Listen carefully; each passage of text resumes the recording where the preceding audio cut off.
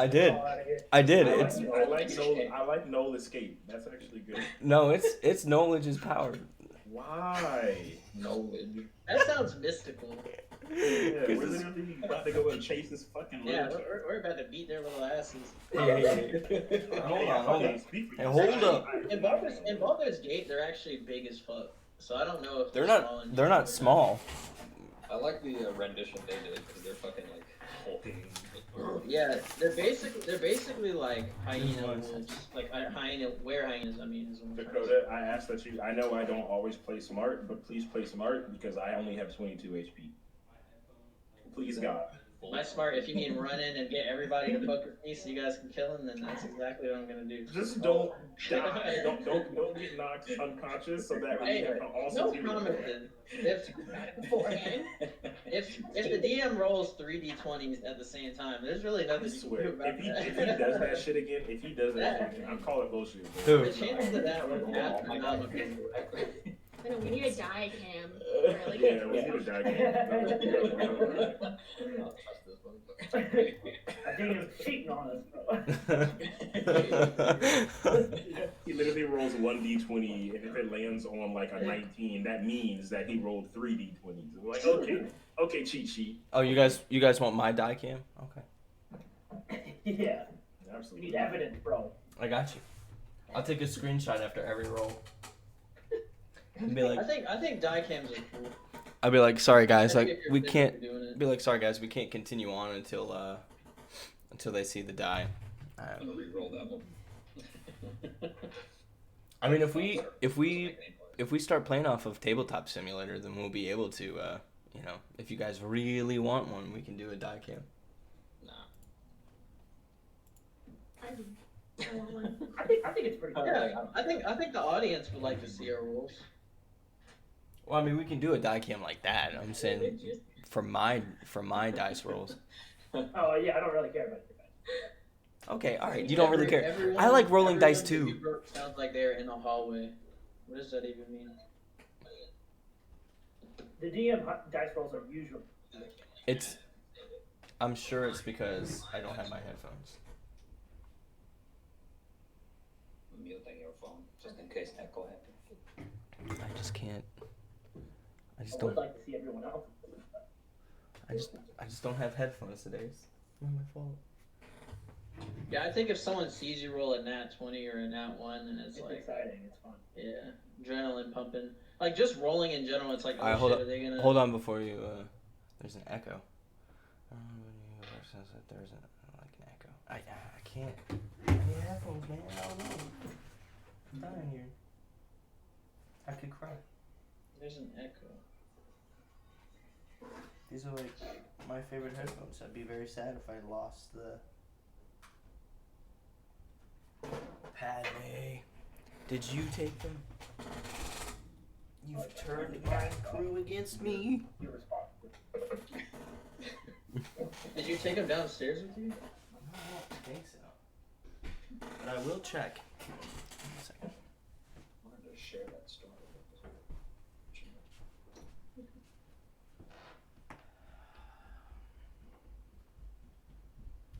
Are we live? Better. I think so. Are we? Hello, world. Hello. All right, everybody say their most incriminating things now. Oh yeah, he said yes. Oh, we're on. Do I even have them? I want them. Oh, there's somebody else. Speeding tickets. I got pulled over for having a front headlight out once. No, you're a rebel. That's Yeah. code. I didn't get a ticket. What? Points out of 12 on my license. I think there's 20 something. Oh, 20. Oh, okay. 12. I was like, I I almost got committed tax fraud for hundreds of things. I embezzled millions. Welcome to the stream, guys. We, having some problems, but we'll figure them out. It's like behind Kyle's door is like a lavish furnishing and like beautiful like house. This is just a room he keeps kind of looking plain. So He parks his Ferrari in the living room. that's right. Yeah, your front like That's fucking rich, dude. That would make sense down in Florida. Yeah. Yeah, for 100 feet of cars, and then we've got like a circular dome, look like a recreation of what's it called? The statue Like of David. God I don't know. touches things. I like the statue of David and it's king. I'm a lot closer to like living in a shack, like wrestling out, like in Texas, Florida.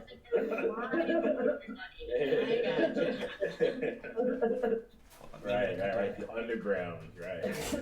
You want to seem too lavish. White trash. We're gonna do it like this, and it's gonna suck. But Well, I mean, you know, that's just a cover, though.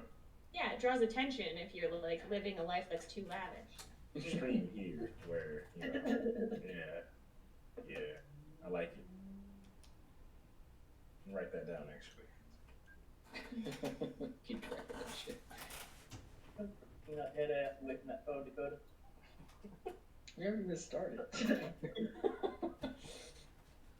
That is a blockhead, sir.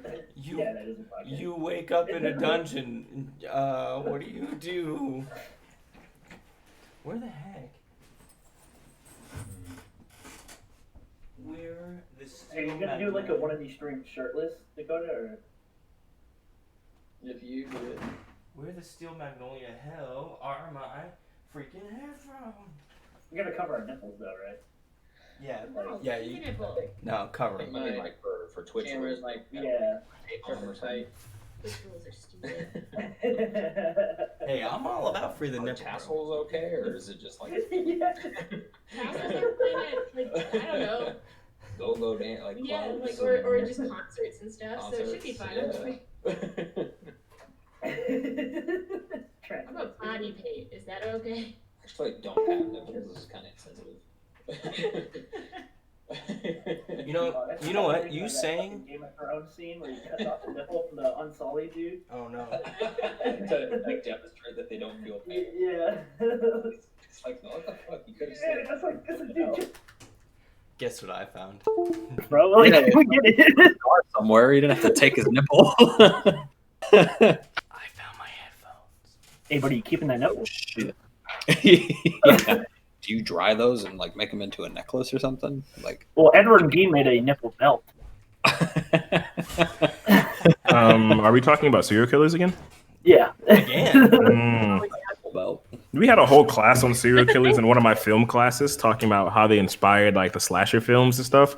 When I tell you I had the worst sleep of my life that night, it was not good, man. So how do we go from like Chinese action cinema to like Bundy? Like what are we doing? I still love that class. If my professor is watching, I don't mean any offense by it. It was my favorite class. It was the best class I've ever had. It actually really was, but I'm saying it in a Trump accent makes it better. It was the best class I've ever had. I talked to all. I'll never have I talked to all of my classmates. We all agreed. It's we're all this the it's the hand best gesture. class. We all I'll agreed never it's have the another one. greatest. Wait, you got the little hands. We all agreed it's the greatest. I've never seen another movie class in my life. It looks Film He always puts his hands like, you know, in Film, Catholic production. they're like, Wait. It's social media. My I love good social friend media. Martin Scorsese. I know everybody says it wrong, but it's cinema. Excuse me, they say it wrong. wrong. he's actually doing that for the white power thing. Of course he is. Oh yeah, that's right. Yeah, That's a the thing stupid now. I saw that whole online thing about that. I think we had a Toxic, brief on it at one toxic. point. Like, you can't do that anymore in like briefs for official government. Like, Bro, I know they were roasting the hell out of whoever was presenting that information. I'm pretty sure somebody just did it as a joke to start, and people just picked it up. Okay. It's They All took right. it seriously. We've only been live for 10 minutes. Oh, is this all going to be in the VOD too? well, that was basically the intro, you know. Unless we edit it. I don't know if we can edit VODs. I would like to rescind the white power thing, so it's not taken out of context. Well, they can't hear us I right know now, you so we're say like allegedly and Oh, we're things like Allegedly. Hey, we still got 3 viewers, even though we're muted. That's That's love. We're not. Yeah, they're ready for us. Yeah, Oh, we're not You're- muted?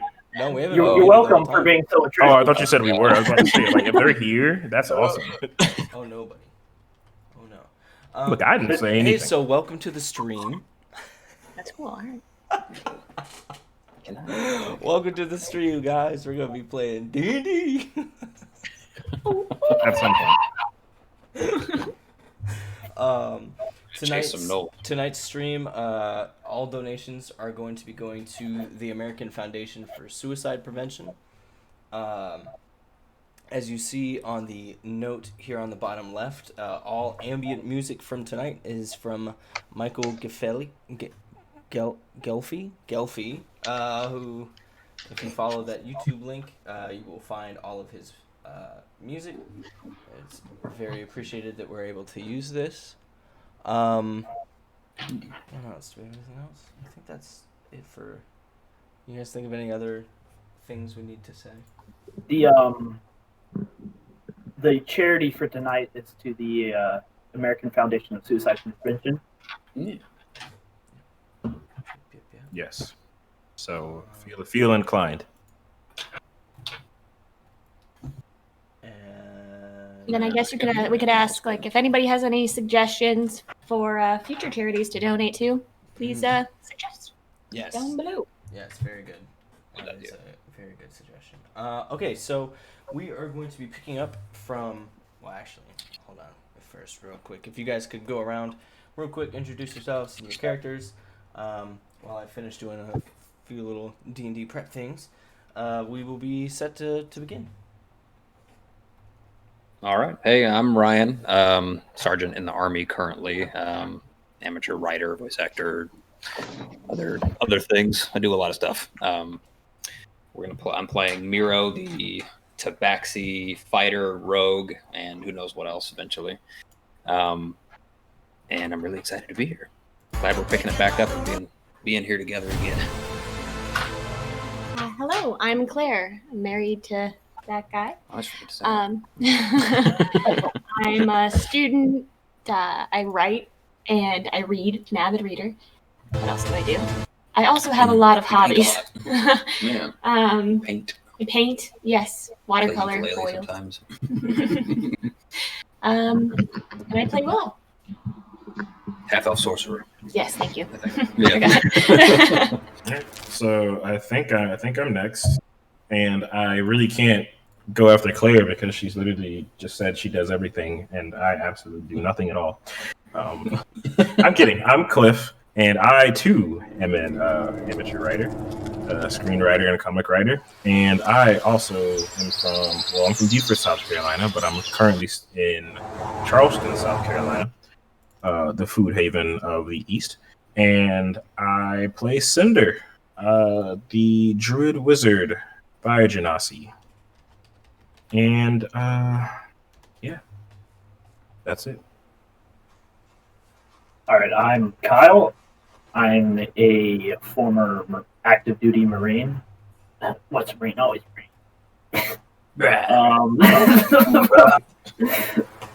I'm playing Aurelius, the 13-year-old human Fey Touch warlock. And I say Fey Touch because he's a little different than most other humans. He's got scaly fish arm, complete with webbed fingers and everything. Did you ever go to the doctor and get that checked out, by the way, Aurelius? Not yet, actually. There's probably an ointment for that. You know? A solution in a weapon. Slice it. He, Never mind. he doesn't mind them. That's fair. We can't You're hear you. muted. buddy. No, he's not even muted, actually. I think maybe something popped out when he got up. Nah, I still can't hear you. Now I heard him. You're queuing up. We can hear you. You hear me now? Yep. Yeah. Okay, my bad. I accidentally unplugged my headphones. Dakota. My name is Dakota. Army veteran. I just got out of the Army a few days ago. I'm currently in Maryland, but I'll be moving back to South Carolina probably next month. I'm playing the Dragonborn Paladin named Thuban. So excited to bring you guys another session. Yeah. Okay. All right, we pick up.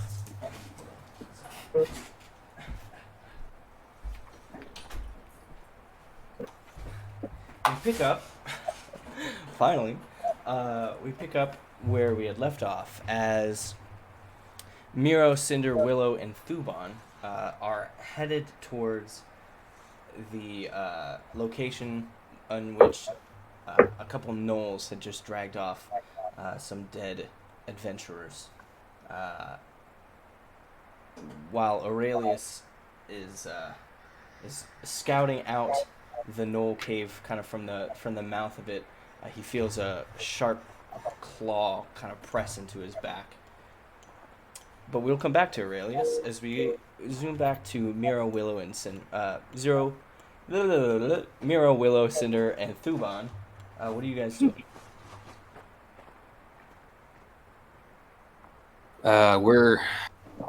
We know which direction to follow in, right? And who were they? What were their names? I don't remember. The cleric. Cleric and her friend. They Oh, I left. have They those left, cards. right? Okay.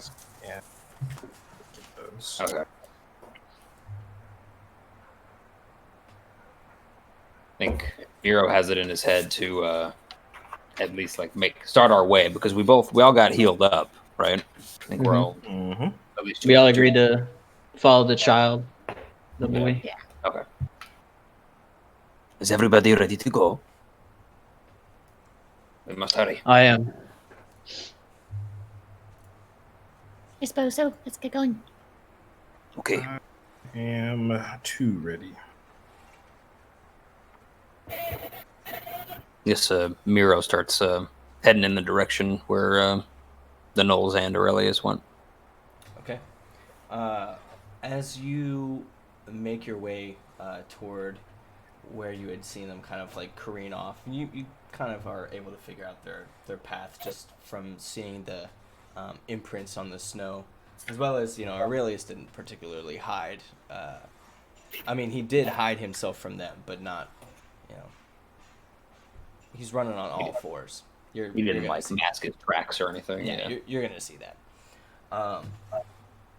As you make your way, you see also, blood kind of smeared on the snow, dragging off until eventually it kind of like lifts up. It seems like they probably picked him up and started carrying him instead of just dragging him. The cliffs around you become far more jagged, and in like some sections, and then as you continue down a couple more feet, I'd say about 60 feet more, the jagged rocks turn into just like but like squares of almost like fortress walls,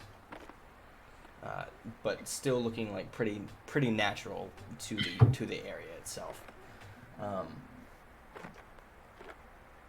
You guys reach a spot where the rock just disappears.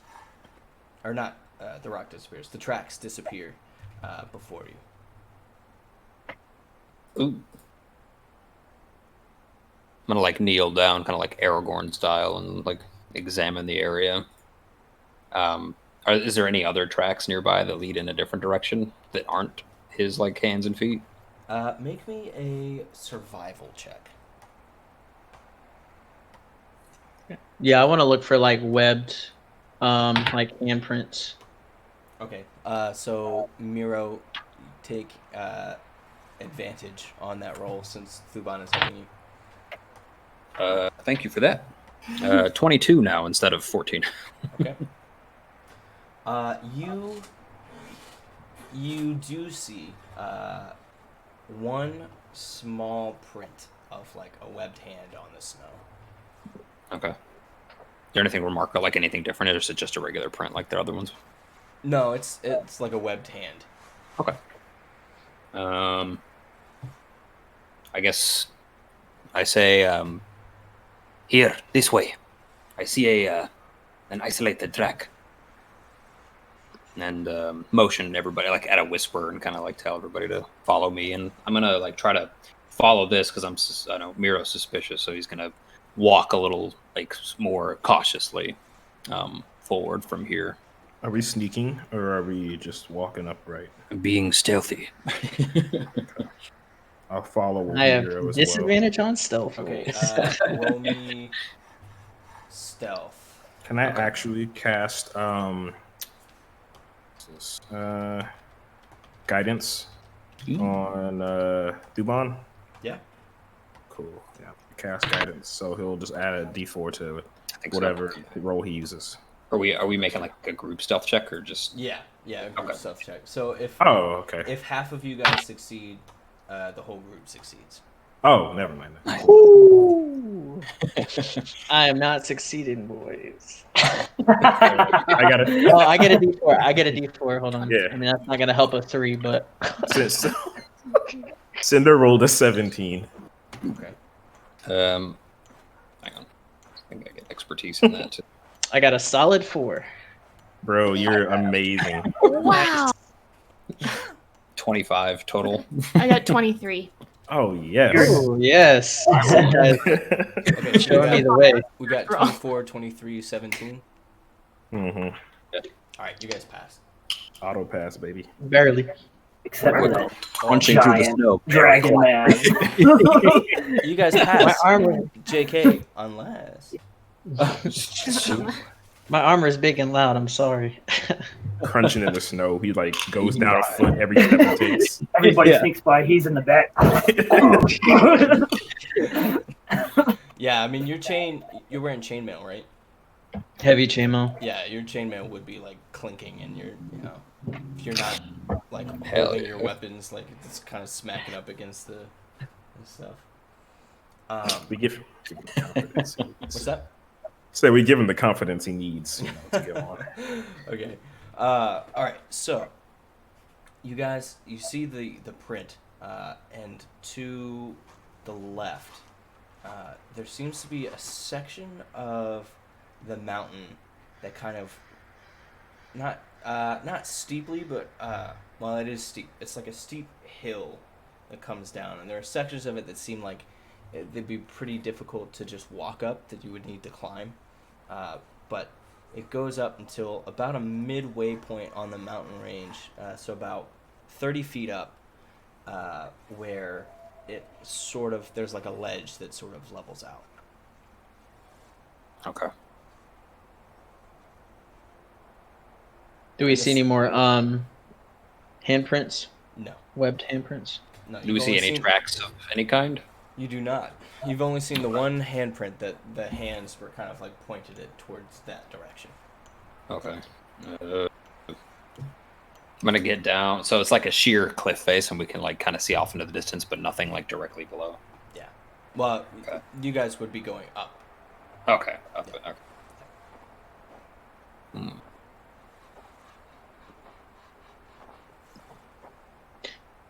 What are you thinking, Miro? Do you have any ideas? Suppose so. I don't know. I guess we could just keep on trucking.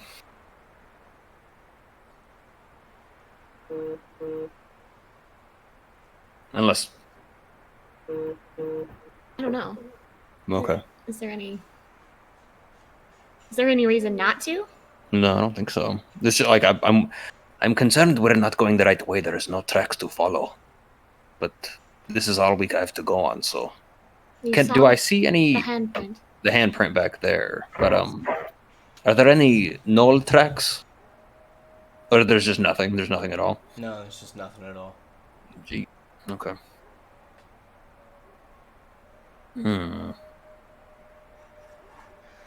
Perhaps we may. My bad, go ahead. Oh, no. I was going to say, perhaps if we get up to a higher vantage point, we might see something that will give us a clue. I'll follow your lead. Okay, I'm going to do exactly that. I'm just going to like keep ascending. Aurelius, make me a survival check. It's like, oh, good. Death saving throw. Yeah, it's like, oh. Constitution saving throw. Oh no.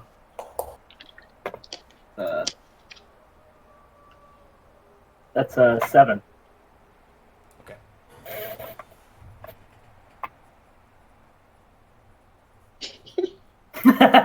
Everyone's speechless, man. Hey, we're starting off hot. Survival is one of my better. Oh, we can tell. Yeah. Oh, is it? Okay. It is. So what are you guys doing? We're ascending, yeah. Continuing up Ascending. the cliffside, right? Okay, so you make it about 15 feet towards the rock, or like kind of up this steep hill, until you start to feel yourself like sort of slipping, like standing upright. So you, as it gets steeper and steeper and steeper. Okay. Is it like getting to the point where we should just start climbing, basically, or? Yeah, basically. Okay. If you're gonna make your way all the way up, you might as well. Just like Skyrim, where like if it's too steep, your character just won't move forward. We're just walking. I mean, you guys could make like athletic checks, or acrobatics checks to like clamber your way up higher, but eventually you're gonna end up climbing. Can we look to see if we see any like claw marks or like maybe climbing equipment or anything like that? Any signs that people might have made the climb up this? Yeah, make me a perception check.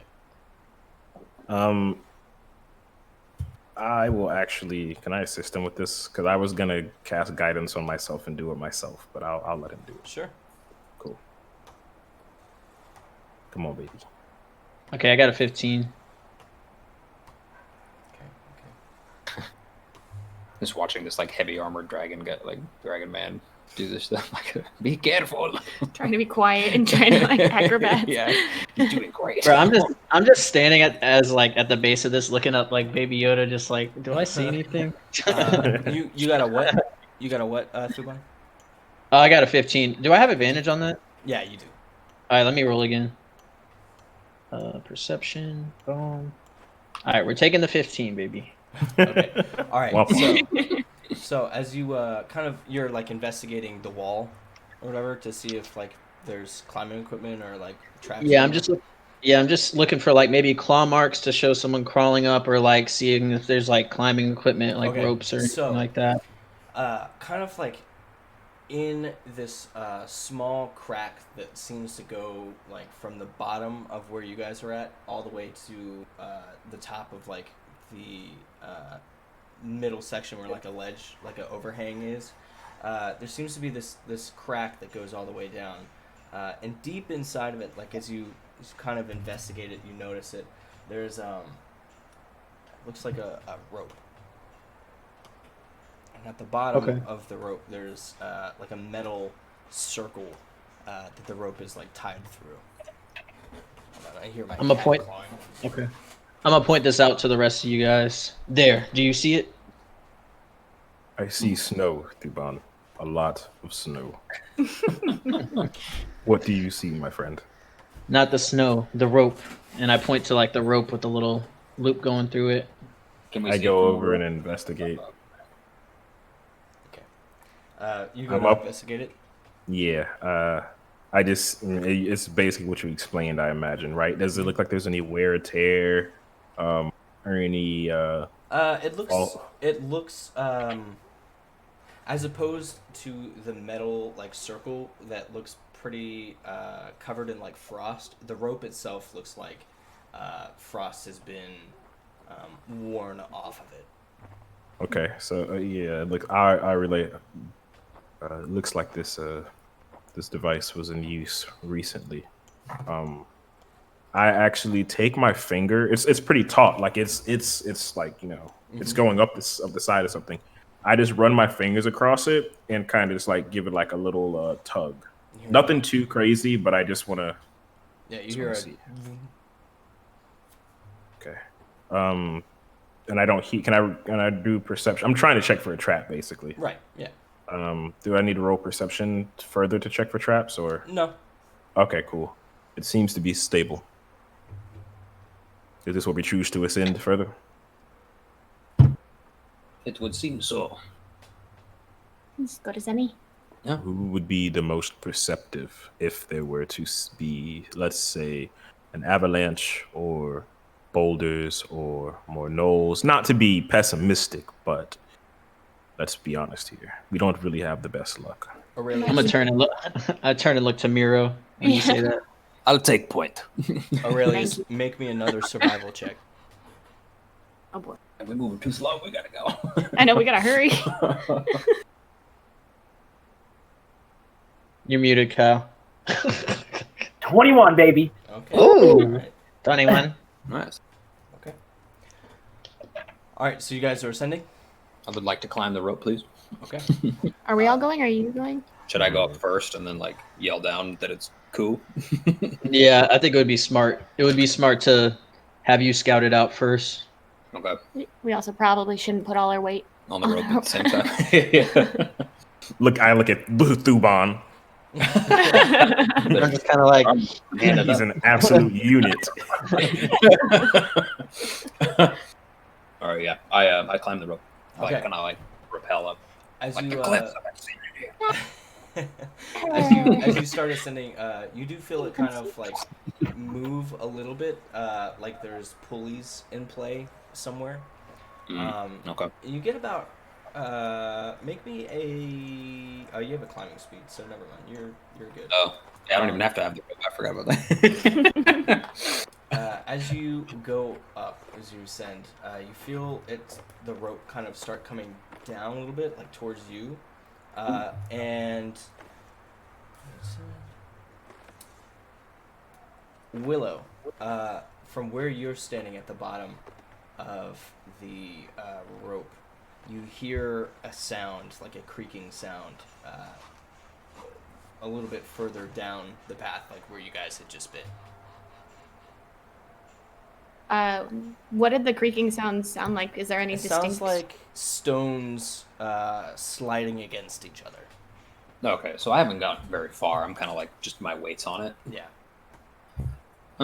Did anyone else hear that small creaking noise? Yes. Okay, you did. Yes, I did. Okay, well can I go investigate Mhm. where it might be? Yeah. Okay, do that. All right. As you kind of like slide back down, the hill to get there faster, you see a little bit of light. Or, not light. You see a little bit of. No, yeah, light. That's what I meant to say. A little bit of light, like fire, torchlight, kind of coming up from some small section on the ground below you. I'm gonna call the others over really quickly and be like, Okay. "Hey, I think I see something over here." I'll walk over. Yeah. Can I like get down off the rope and like, yeah. Yeah, as you get down, you hear stones sliding against each other, and the light that Willow sees disappears. Oh, Mm. I'm gonna yell and be like, wait just a second. Miro, jump on the rope one more time." Okay. I'm gonna like just like jump and put my weight on it. And like and just As rocks or stones slides against each other again, a little small crevice opens where it had been before.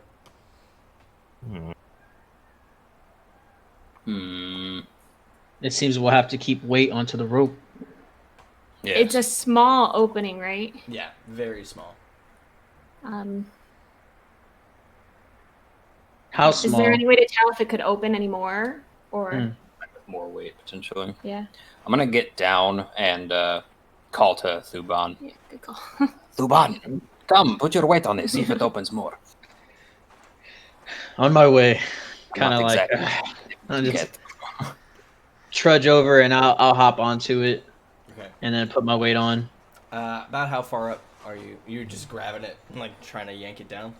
Yeah, I'm gonna test it. I'm gonna just yank it to see how much it comes up. Okay.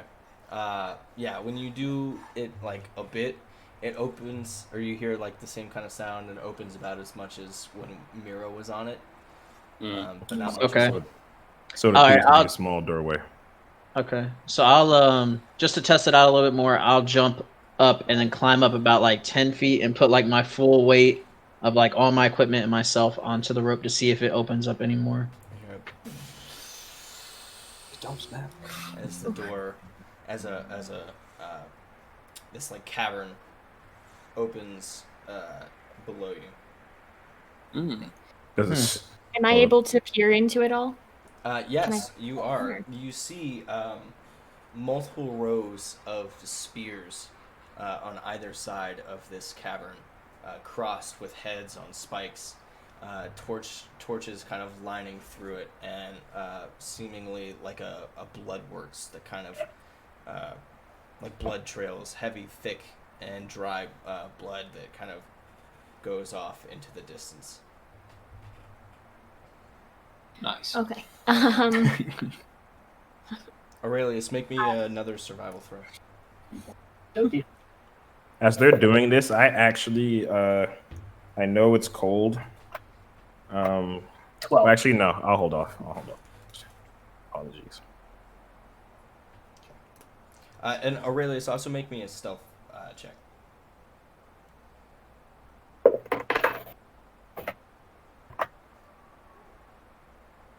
Seven.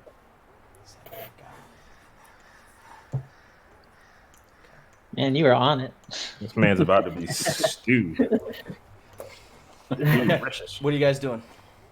Okay. I'm gonna yell up to Miro and Cinder because they can't see what I'm seeing, right? Correct. Okay. I'm gonna yell up and ask one of them, or I guess one of you, or both of you, or whatever it is. Just can you come down here and check it out with me? Yeah, I'll follow. Do we have anything that nearby or on our persons that we can use to keep the door open? Yeah, is there like That's a what I rock was we gonna can say. tie to? Oh, actually, I did have an idea, but Is there a mechanism inside that for might that keep question. Do you want to go check Miro? I'll stay with Thuban. it? Okay, yeah, I'll go down. Coming. Peer through the door and see what I see.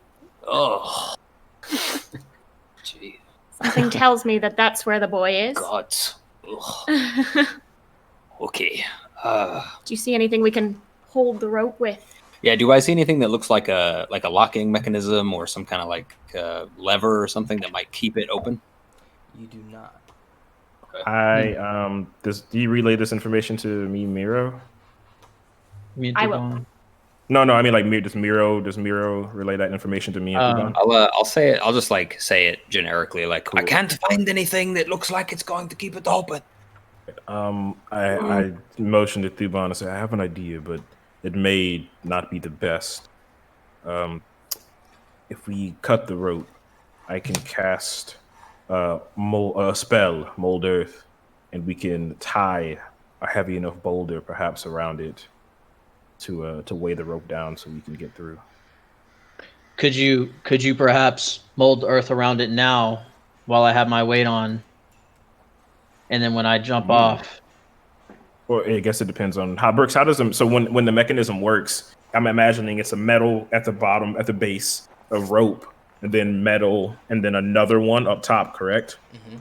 So it seems that it needs to pull from the top to the bottom for the pulley to work. Mm-hmm. So would I be, if I cast Mold Earth, am I able to maybe mold the earth to clamp around the bottom of it? Or is the rope too taut and it would just slide back up? If you see what I'm saying. I like your idea, so it worked. Cool. That was that too. It makes sense to me. I mean, if you mold it around the rope, it won't be able to move anywhere. And Yeah, it'll if it's just rocks, stay like, As yeah. it applies enough pressure, it should be fine. Aurelius, make me another stealth check. Survival? No, stealth. Oh, baby! 18. Hey, He's coming back. The boy is back in town. Oh yeah, so you mold the earth around the rope. Indeed, I do. It works. okay, I climb my way back down the 10 feet. I make sure to get out of the way of this giant dragon man. This posterior I follow into the walkway, the path down below, and I take off my clothes. So are gnolls typically naked, or do they have like some form of like the gnolls that we saw earlier? Were they naked, or do they have a cloth on? They had like leather. Oh well, then I guess I don't have to get naked. Did you want Dang it! I mean, you know, it might be a little warm inside, I guess. My man said, please. Let's see. I'm trying to think of a way to. Oh yes. So I'll take my bandana that I have off, and I'll actually wrap it around, kind of like loins. Or sorry, they didn't have leather. They had hide armor. Excuse me. Okay. Well, I don't have any hide armor, so I'm gonna go full caveman, and just use my bandana as like loin cloth, and then I'll put my normal clothes inside, everything inside my sack except for my staff. Okay. But I'm still in gnoll form. Yes, you are. All right, and we saw him do it, so we know it's him.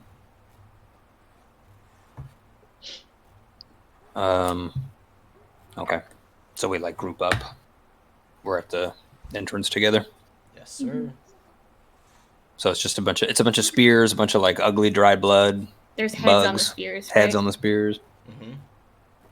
Do we recognize any of the heads? Like, I'm gonna look at the heads and like see if I can. Hopefully. You do. Oh no. You do, in fact. Not Tilstein. You see the head of Bryce. Oh, That sounds familiar. Was that the human? That's yeah. Bryce Ice Moon, I think his full name was. That's correct. As well as directly across from him, you see Yepos, his head. Oof. Let us tread lightly. That was the one that was having the really good rolls last session, right? Or kind of good rolls. No, Yepos was the gnome that was staring weirdly at Aurelius. Yeah. And Bryce was the one. We just saw him, right? Like one time or something like that. Okay. Twice. Yeah, Twice. Dang. I'm gonna go to both of the heads and make a symbol of the four and bow quickly and close my eyes and just say a quick prayer. You know, may the four bless you in the afterlife, and then continue on. As you make the symbol at Yepos' head, his eyes blink. Whoa. Don't like that. Don't like that at all. Don't then, like.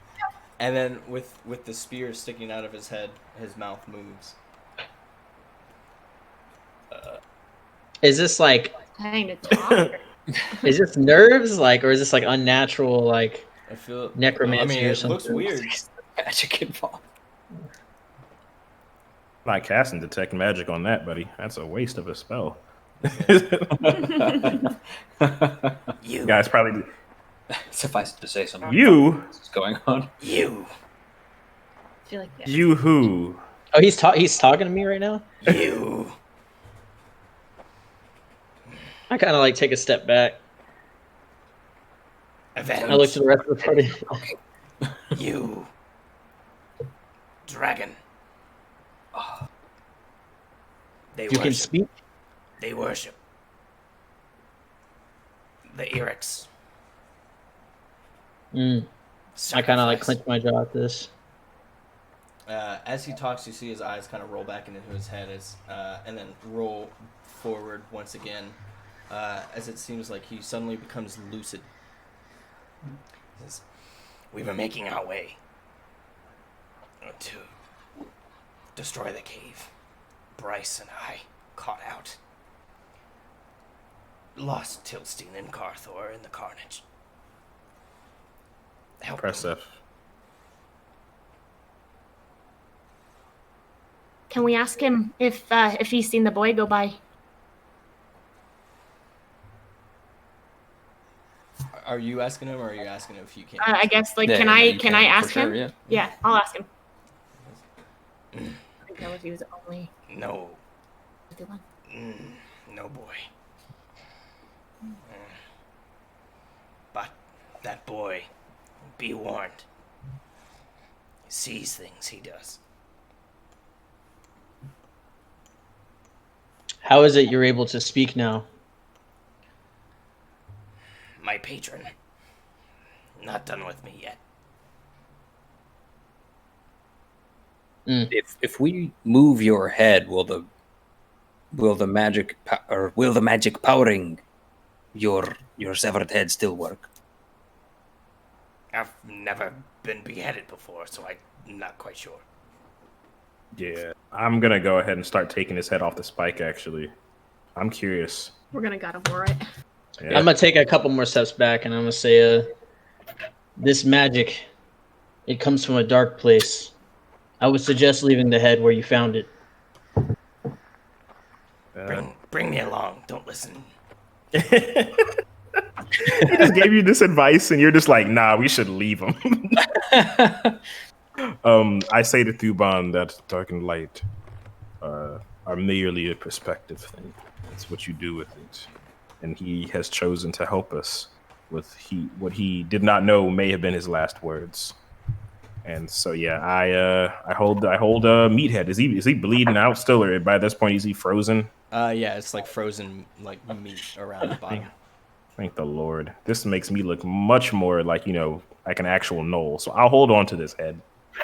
Yeah, like lash him to your belt or something. Yeah. To your loincloth. Yeah, you gotta give it the war status. You really do.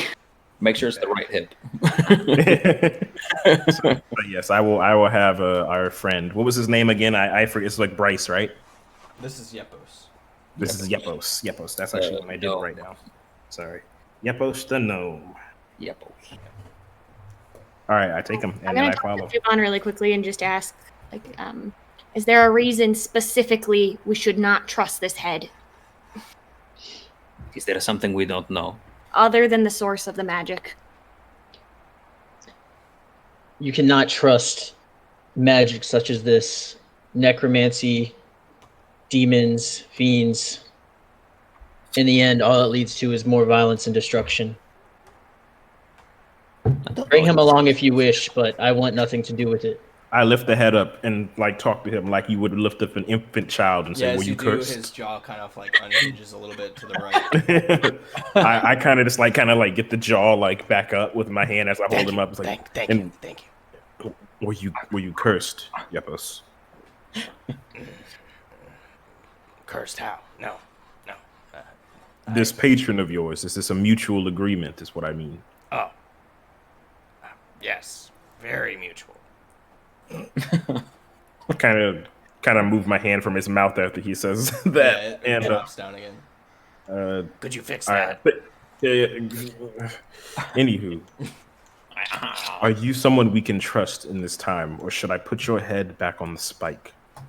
His eyes he can't see the spike, but his eyes kind of flip back to where it is. Goes, I'd prefer to not be on the spike. Thank you. I didn't ask what you prefer. I asked if we can trust you.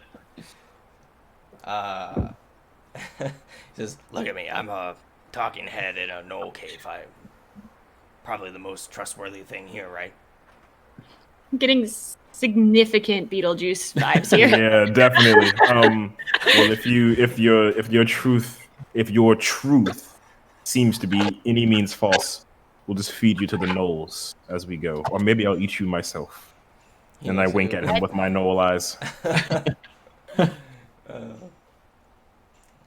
I have many questions, but let's go.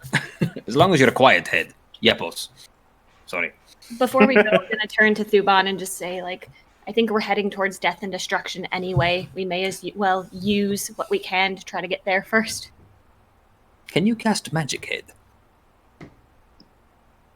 I'm not sure. I haven't thought that far. You can always use him as a bowling ball. What's bowling? Yes. We will reattach his jaw and he can bite them for us. All right, let's keep moving. We need to find the child. Aurelius, make me another stealth check. I knew that was coming. Around. We gotta keep going. We gotta keep going. Oh no. 4. Oh. That's. I've not been great. Aurelius. Yeah.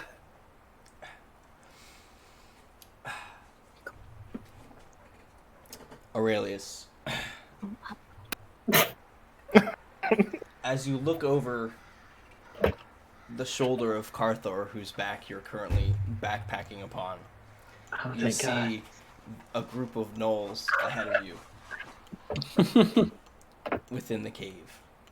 Next to you, Tilstein walks slowly, being very careful to take her cloak that is draped behind her to erase the tracks that she's creating as she walks forward. As you see the reflections, like the silhouettes of the gnolls deeper within the cave, Tilstein accidentally, her bow scrapes against one of the walls in the cave as the gnolls sit up and start going, oh, what's that? Someone's in the tunnels.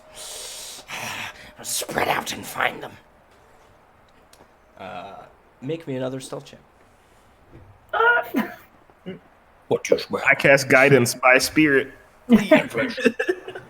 7. Oh my god. How many 7s have you rolled today? Lucky number 7. Okay. As you drop off of Carthor's back,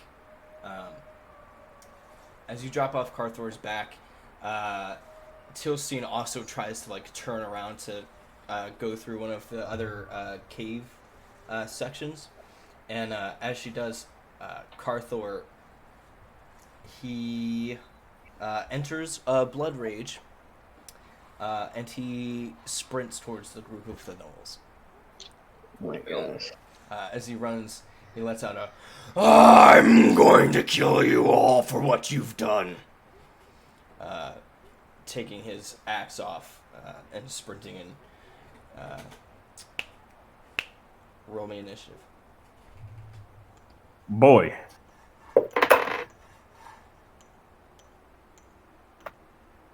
Don't you dare say 7. You guys are not gonna believe it. Did you roll a 6? I rolled a 6. Oh my gosh. Yo. That's a 4-7. That's ridiculous. Okay.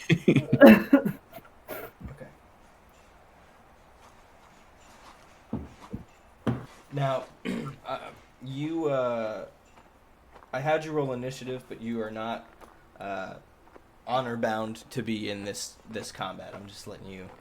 Oh no, I'm absolutely just going to watch. Okay.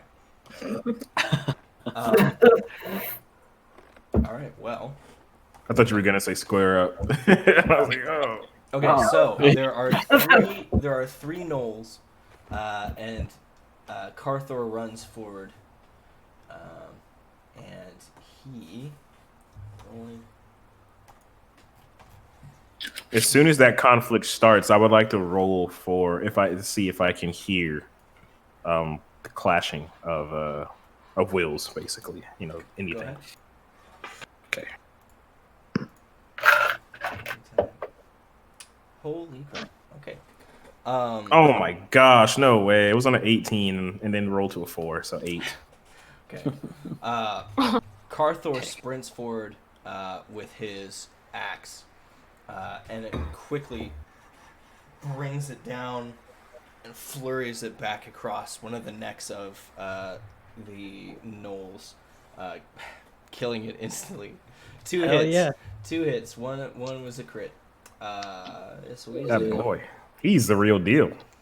Tilstein, My boy, unsheaths her bow and kind of runs towards where she can see one of the gnolls. Takes a shot. Come on, baby. Come on, Till.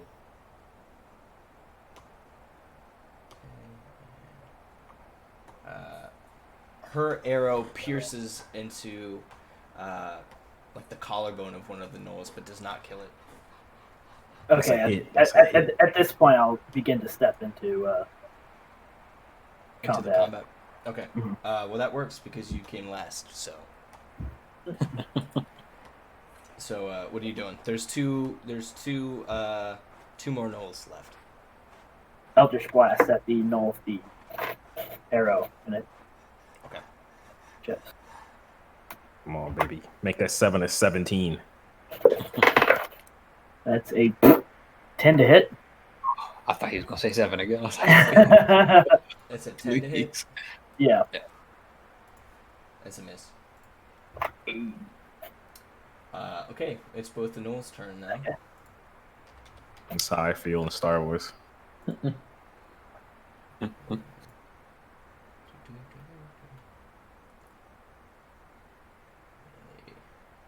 Okay. One. No, they both rush forward with their spears, intending to attack Carthor. And they both hit him. And do 12 damage to him. Freak. Yeah, he as he is still like standing over the one Gnoll, he's like still like looking down at it as the other two run forward and pierce him on either side of his stomach. It's just gonna piss him off. He just lets out a roar that this time, Cinder, Mira, Willow, and Thuban, you guys hear this roar echo through the cave system towards you. Okay, let's get moving. I look to the others.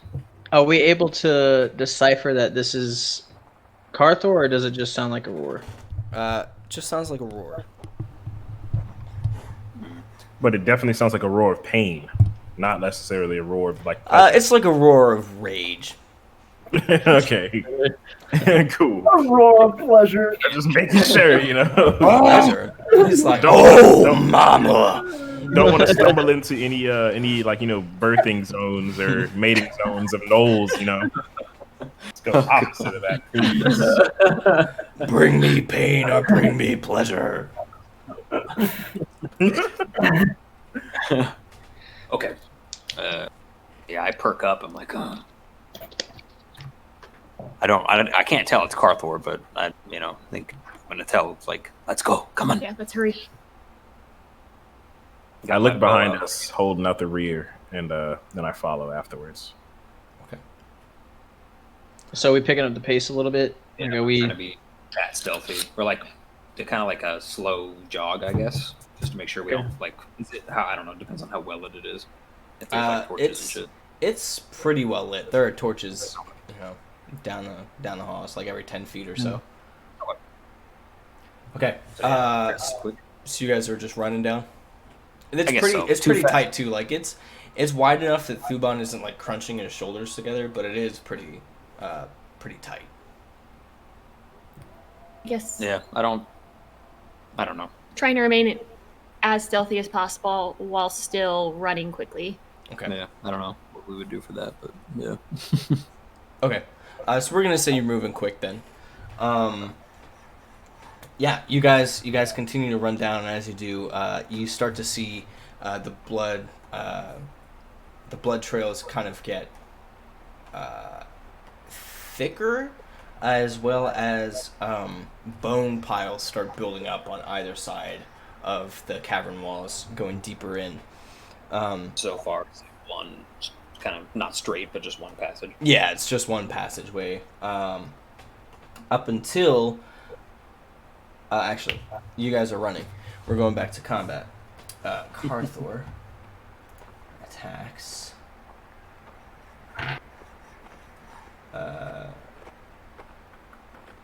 Come on, and Thor. misses with one and hits with the other.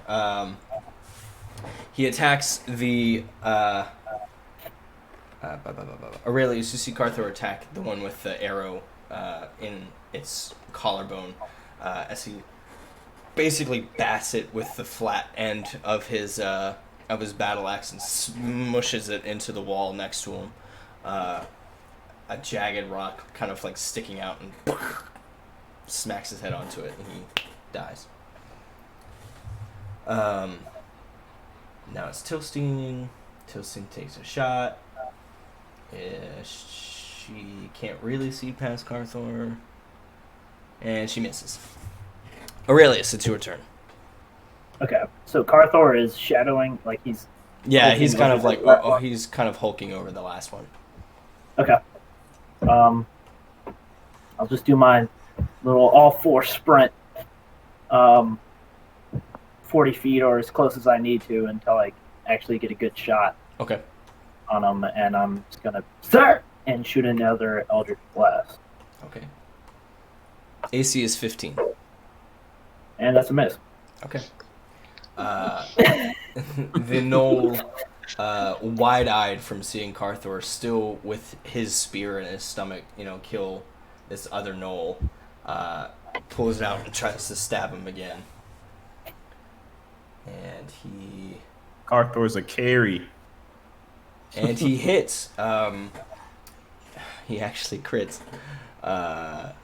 He does 16 damage. Dang, that's with the resistance. Yeah. Damn. Well, Carthor's not a... Oh, wait. Hold on. I lied. He takes 8. Good catch. Yes, sir. Knowing those races. Good catch. Battle. Barbarian rage. Resistance. Yes, he takes nice. he takes 8 damage as the spear goes back into where he had just stabbed. Carthor's still hulking down and staring at him, taking his battle axe and bringing it back over, kind of seemingly somewhat unbothered by the fact that he has a spear piercing his stomach right now. I was gonna say these are some strong ass gnolls. All right, back to the group. You guys are running. As you do continue to run down the hall, you start to see banners on the spears instead of heads. The banners are pure black and have embroidered red skulls. They're oddly shaped skulls. There are 6 of them that kind of create a ring, like a circle, a ring. On each banner or all of the banners together? On each banner. 6 rings, okay. Do we recognize this? Or do I guess? You do not. Do I recognize this? Yeah, does anybody recognize this symbol? Are you guys stopping to stare at it, or are you just trying to... I am. Glance? Okay. Yes, you do. You have read about the symbol. What about red? This is for sure the symbol of Eric worshippers. It was the banners themselves also seem torn and kind of old, centuries old. These banners used to be displayed in pretty much every prominent city when the Erics were dominated the realm. And I know about the history of not necessarily the full history of the Erics, but I know of their business and what they've done. Yeah, I mean, the Mages Guild definitely knows about all that stuff. Okay, I'm going to relay... You would have seen this banner before, I guess, technically. As the Mages Guild, has gone out and collected, tried to collect relics of the centuries or whatever, for, learning and history. Right. Okay, so I'm gonna read it. I'm gonna jog and catch back up with everyone else as they kept moving, and say, as the dwarf, as Veppo said, these gnolls seem to worship the Erics. They are they should be treated as extremely dangerous, or worse. I also need. I can't really quote exactly, what the Erics or their worshippers specialized in, but if I could relay that information, if Cinder knows it, that'd be great. They're a type of anything that they specialize in, whether it be magic, combat. Of the Erics, or yeah, of the Erics. I mean, if they know what the Erics do, then they know that their worshippers may have some kind of trait. Miro and Willow probably would never have even heard of the Erics. Oh, okay. Well, then I just straight up and explain who they are as we're running. Okay. Yeah, as you're explaining, like mid explanation. Actually, go ahead and give a little explanation of. I was trying to avoid this. I was absolutely trying to avoid this. I am probably not the best person, so I'm gonna defect to Dakota for this. Well, I would have noticed the. You would have banner, noticed right? it and known it. So you, Cinder and Thuban would both know like what's going on. So Okay, in character, so you as- guys could be like talking about it. All right, as we're running, I'm gonna glance to Cinder and say, "So you noticed the banners too? I did. Worries. These gnolls may be more powerful and dangerous than we thought." And back to combat. Bam. Carthor attacks the last gnoll and misses with both attacks. Oh my gosh. Tilstein attacks and she misses. Aurelius, it's your turn. All right. Well, guess what? Eldritch Blast. Oh yeah, baby. That's a 17 to hit. That's a hit. Hey, Or 8. Nice. All right. Dang, that wasn't a good hit.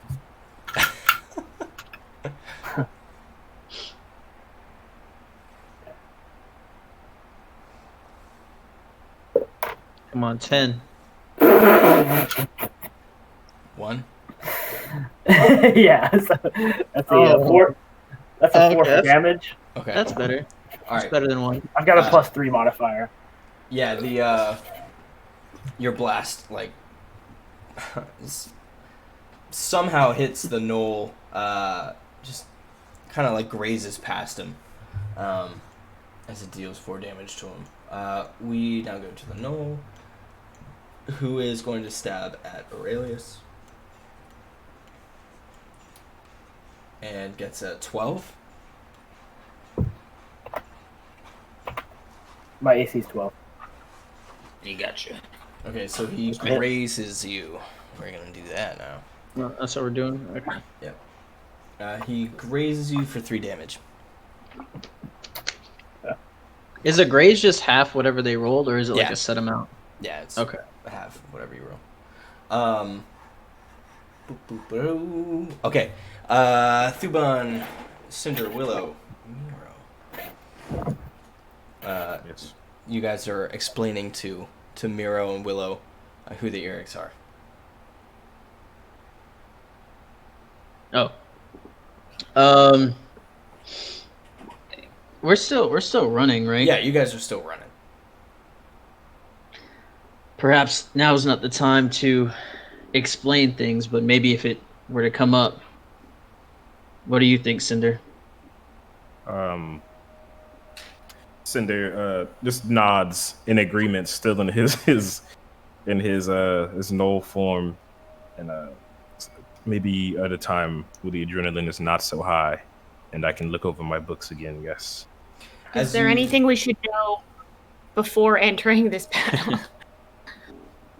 You should know that the Erics are extremely dangerous and are the enemies of the church and the gods themselves. These gnolls will be more powerful than normal gnolls that we've come across, that you may have come across. beings of pure evil, likely harboring some form of darkness of the masters of past as well. All the more reason for us to hurry. Great. This sounds wonderful. Okay. Sound like really nice guys. Stand up. Can't wait. I kind of just joke, but imagine the baths we could take afterwards. This would be fantastic. As you finish saying that, Cinder, you come into the clearing in which you see Carthor, Aurelius, and Tilstein fighting against this final gnoll. Each of you guys roll me initiative as you join in. Roll with the physical dice, baby.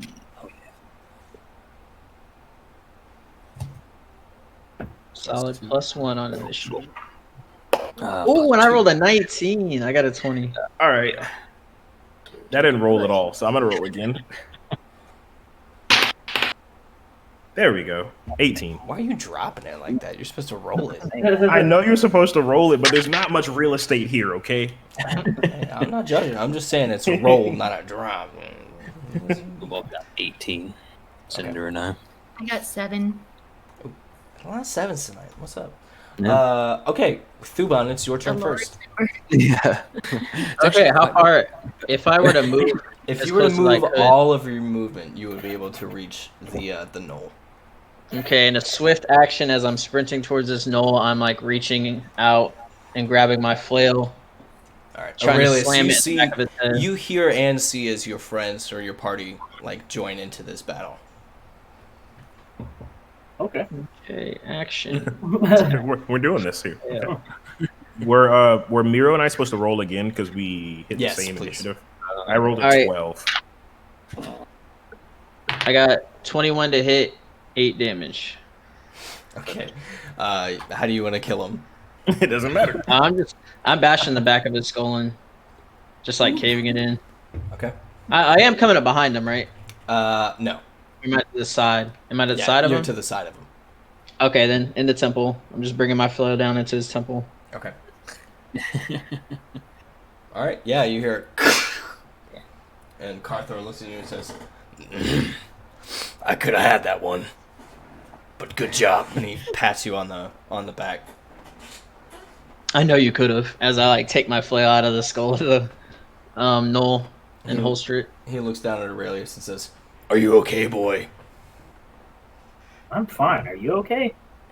And he looks down at himself and says, "Of course." Got like several bleeding wounds. Okay. Oh, I'm good. Never been better.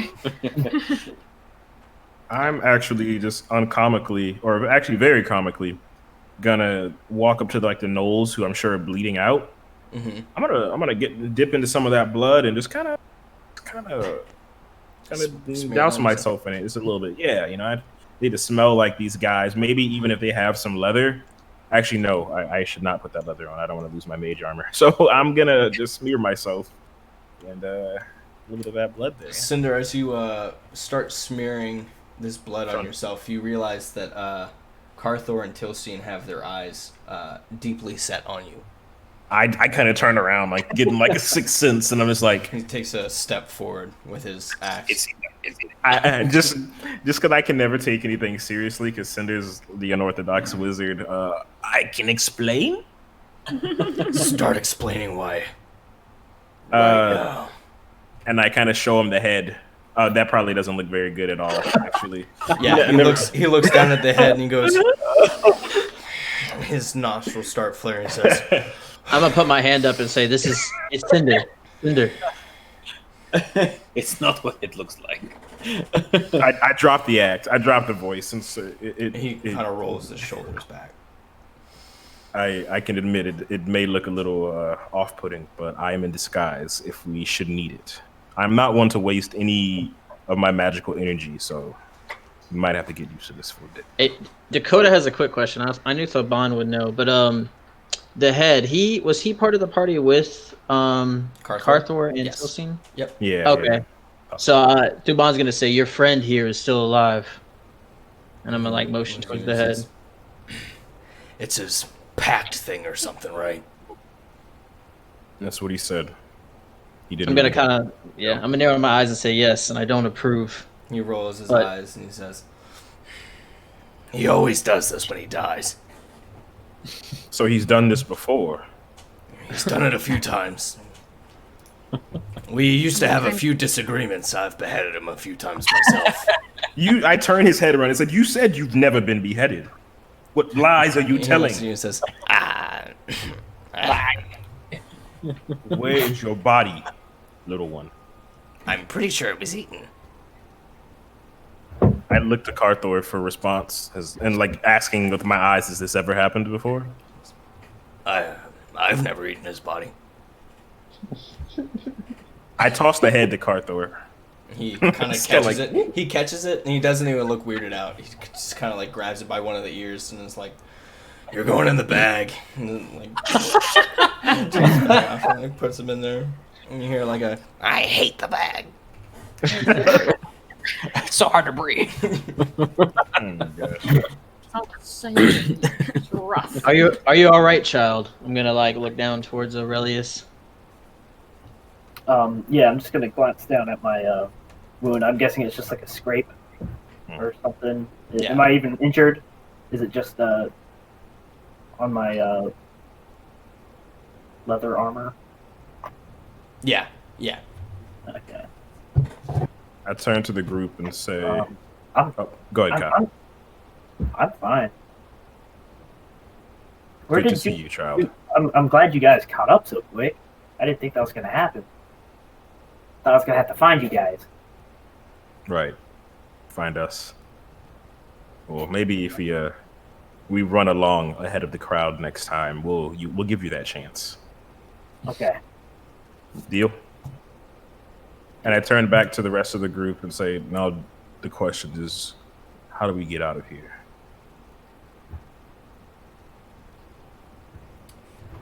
You saw the banners.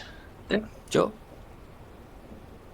I'm gonna walk over to Cinder and like whisper to him like, you saw the banners. We can't just leave. We have to eradicate them all.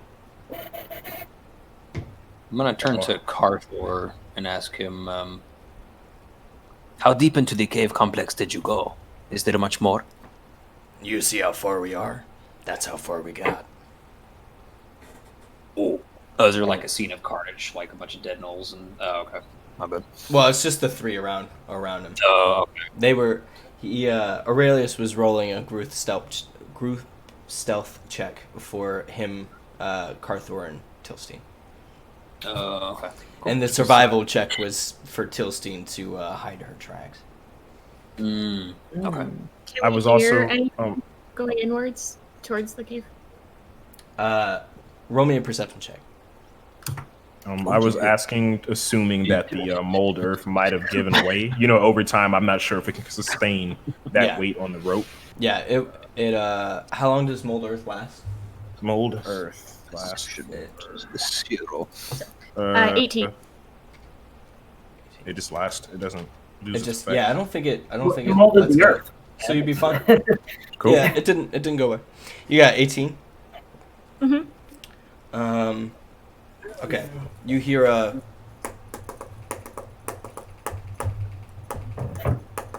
What was it? I'm sorry. I think it cut out. Yeah, I'm doing it on the. It's not capturing. Can't hear it. It's No. not capturing. How about that? Like the noise. Nope, your map's too good. Or your mic's too good. Fine. I'll do it. I'll do it myself. It sounds like It's not capturing. it's still not. It's still. Hold on. Let me move the. Can you hear it now? You might have that noise suppression thing on. Is it not on Discord. working? Maybe noise suppression is on Discord. How about that? How about the clapping? No.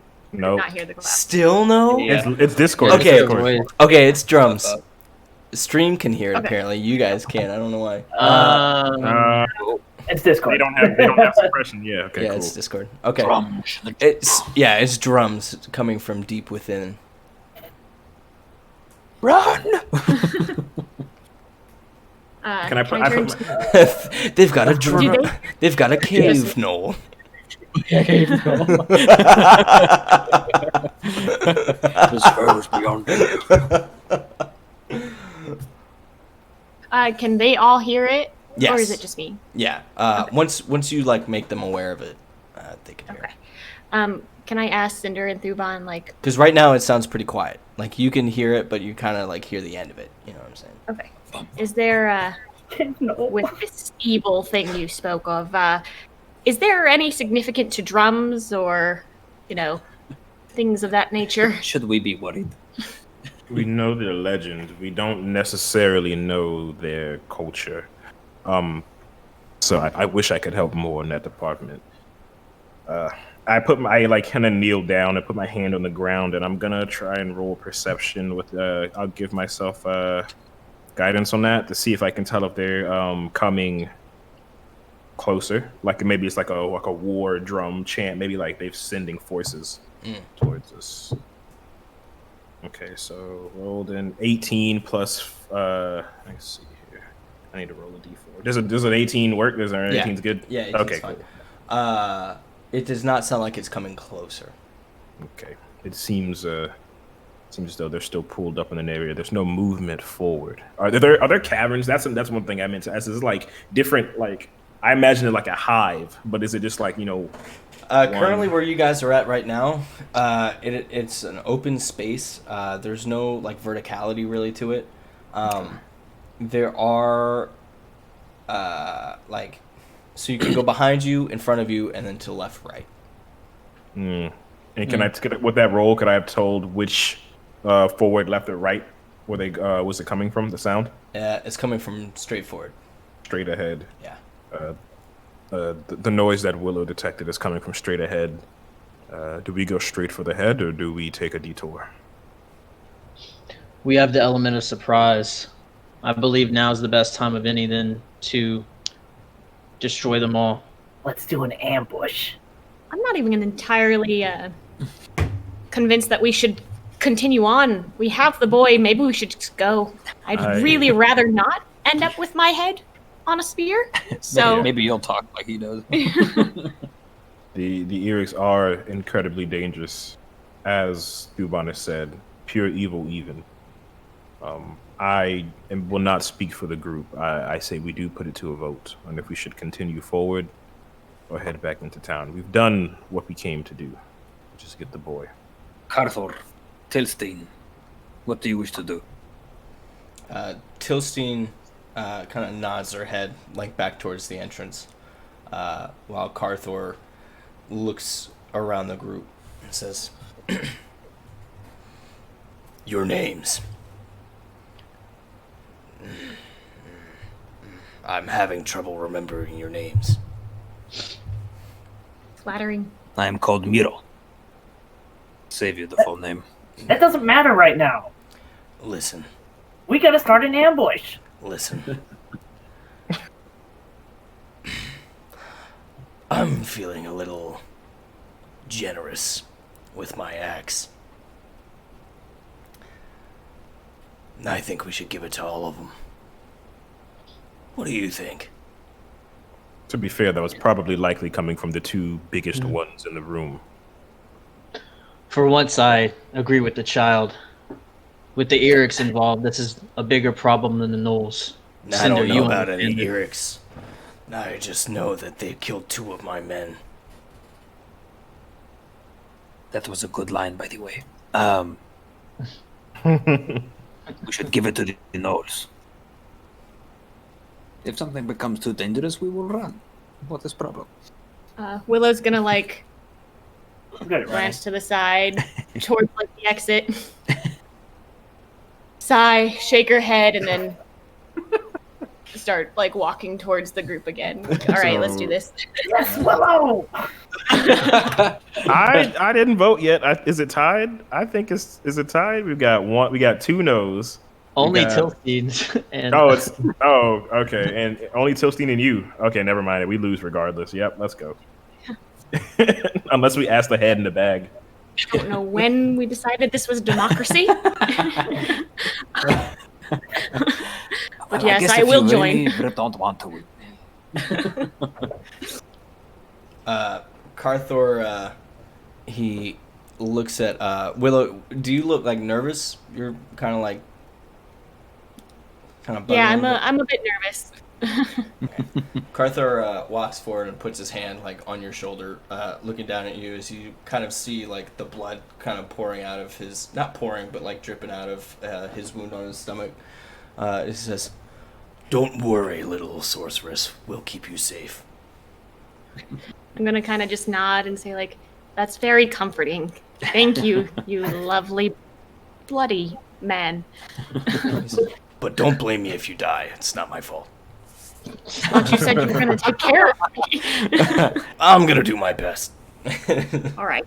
Do you, Carthor, do you have anything to tend to your wounds? I usually like to bleed it out just a little bit. Helps the pain go away. While I do not, I don't deny the intensity, and I kind of like smack him on the abs, like, cause I'm so short compared to him. It's like I don't. I did not think you said abs for a second. I mean, maybe. No, not a minotaur. We're good. We're a-okay. We're a-okay. You said I'm hurt. I'm not feeling turned on right now. Not the time. No, not the rear.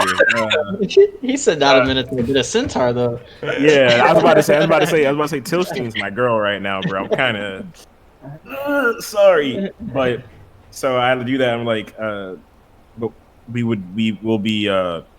It'll be more likely a survival the healthier you are. Do you have nothing? Good sir, that is a lot of blood. I kind of like shake off this blood that's now on my like knuckles from the grazing. I'm fine. I looked at Thuban, who's I know is battle tested, and I kind of like asking eyes, like, is he fine? I've used all my healing as I'm inspecting the wounds. What is his like body language right now? Is he like, does he look like he's hurting, or is he just like normal Carthor? Just kind of just seems like he's ready to kill shit. Yeah, he is rage still, isn't he? It goes away. Oh, he hasn't attacked anything in a minute. Okay. What the hell? Do we have any health potions? One more left, but Cinder didn't say that.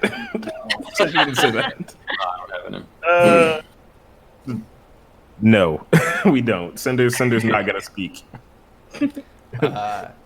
Cinder needs to prioritize right now. We need to make a trap. He says, Carthor says, you heard about what's going on tonight, right? If we don't stop whatever's happening in these caves, there's a chance that all of Frostbite will be killed. All these heads on pikes will be replaced with the villagers that you've come to know. And even those you have not met. Has the village ever considered evacuating, perhaps? Maybe relocating would be ideal. I agree. That might be a good choice. Mount an expedition and come clear out the gnolls themselves. Just because we as adventurers like to be nomadic does not mean we can force that life on everyone else. I like look up to him, and I'm just like, that was very wise coming from you. What? Excuse me? Let us proceed with caution. I agree with Carthor. We must defend the village. Better way than to proactively exterminate the threat. All right, let's go. We'll proceed with caution. Hopefully none of us die, right? With an injured, I don't know what to do. Yeah. The Minotaur. Oh, oh, that's right. Well, it's a great idea. Enter battle wounded and not knowing how many we're gonna fight, and we've got a child. I will scout the head. Shall we see if any of these other corridors? You're a bit unpredictable. That's all. Keep him in the back. Someone fashion some sort of bag or something for him. Another bag. Carthor looks deadpan and says, "Do you want me to put him in the bag? Will he fit?" No, I'm not going in a bag. He looks down. Aurelius, Carthor looks down at you like, if he wants to put you in a bag, you're gonna be in a bag. I can put you in a bag. All right. So I kind of like kind of gesture and let's get back to the matter at hand. There are two other corridors here, other than the one forward. Do we think that we may have a better element of surprise if one may lead above our enemies, or do we go charging straight on and perhaps smack right into their rear, or maybe perhaps even right in front of them? Can I get a feel for what direction they seem to generally? I know it's really difficult with like tunnel systems, but anything could happen. But well, the sound is coming from ahead of you. Yeah, it's coming from forward. When you're saying, do you mean like which direction they go, like or one direction. I thought there were like maybe multiple directions. Yeah. There's you can go behind you, left or right, or left, right, and front. And behind us goes back out to the So we're- entrance. Okay. Do we split up and How come high back is- to this point? How high is the ceiling? The ceiling is about 15 feet above you. How wide is the pass in front of us? Like, will we all be able to fit going down, or would we have to kind of like? You would not be able to Line walk up. shoulder to shoulder down Right. down the Single path. file the whole way. Yeah. Okay. What do you think? Me- Should I go straight ahead and see if the drums are coming from the next room, or I am not sure. I have no way of knowing where these other tunnels go. I say we split our forces up into 2 balanced units, and then we see what we go up a ways. We see what we find. We come back and report, and then we can lay our best plan of attack. I'm no battle strategist, but both Dubon and I realize the danger we are in, perhaps a little bit more than the rest of us, and that's no offense to any of you. Divide But and we need to- conquer. Right. No we offense need to taken. play this smart. Well, when I was running with the boys, we set up ambushes all the time, and it's easy. And I think we should do that. Wait a minute. Good idea. Can I look and see if Aurelius has his head still? Yeah, he has the wolf head. I put the head. Can I take the head from him and put it on his head? I turn him to the left tunnel. Let's see if he sees anything. Do you see anything, boy? All right. Aurelius, you see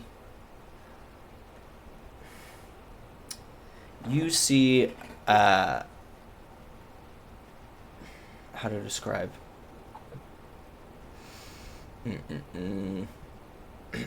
Is it the Knoll mating chamber that I wanted to avoid? No. No, I know I'm envisioning something and I'm trying to figure out the words to describe it. But I'm struggling. Okay, so as the pathway goes down, to the right, about 20 feet into it, you're looking down the right?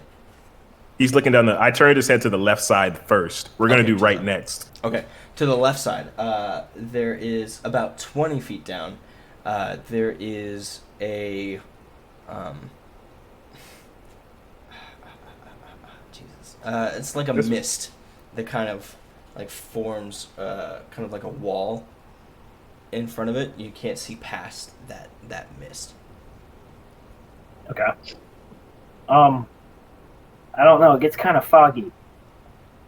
Foggy is try to focus just a little bit harder. Can I cast guidance on him and maybe see if he can? Sure. Cool. All right, so just add a D40 per. I guess this would be perception or investigation, whichever he wants. Aurelius. It might. Yeah, I'm just giving you advantage on it. So you're not advantage, but you'll be able to roll a D4 to your perception roll.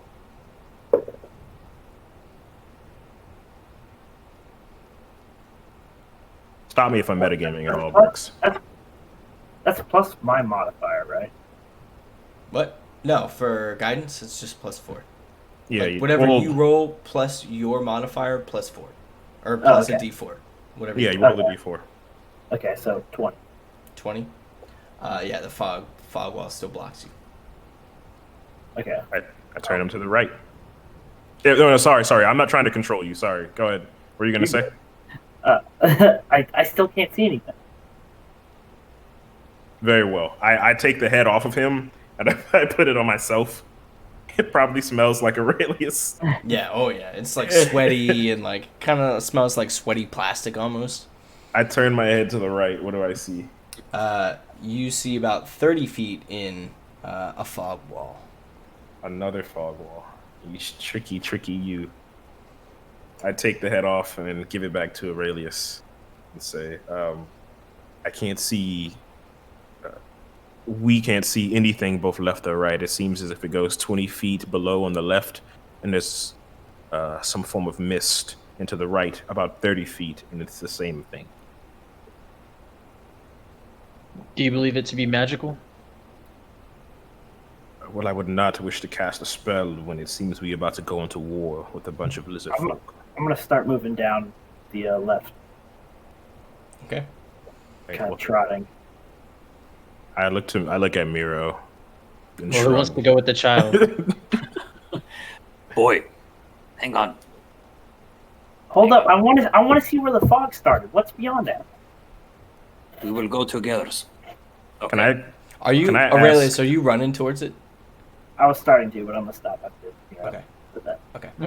We will go together. Hang on. Can I gesture for Carth? I'm gonna nudge Carthor in like the side, not where his wounds are, and ask him if he would watch after the boy. All right. Carthor just walks up to where Aurelius is and with his axe in one hand, kind of like holding it back against his on his back, he takes his left hand down and like holds it down towards Aurelius, like, "Take my hand, child." No. Gonna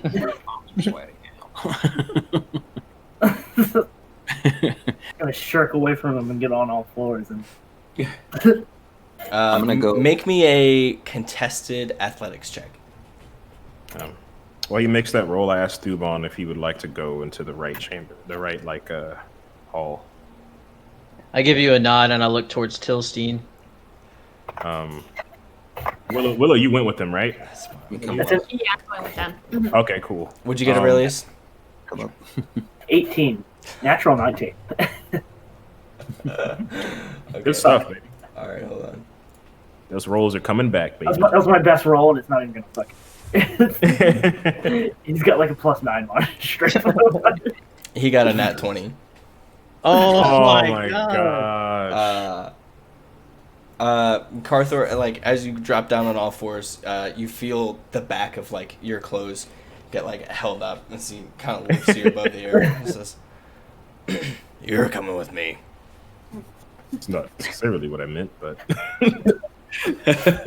Yeah, Aurelius, your hands and legs are kind of like out in the air as he's just holding you up. I'll put you down when we're ready to start moving. Okay, everyone follow behind me slowly. And I'll move ahead, maybe like another 10 feet ahead of everybody else, and just start going slowly. This is we're going. So, to the left. are you going to the? You guys are going to the left? Yes. yeah, it's Okay. me, you, and Tilstein. Are we going middle or are we going right? We're going right. No, I wouldn't dare go middle right now. At least Okay. personally. Okay. I guess we've asked Tilstein, if she'll join us while we investigate further.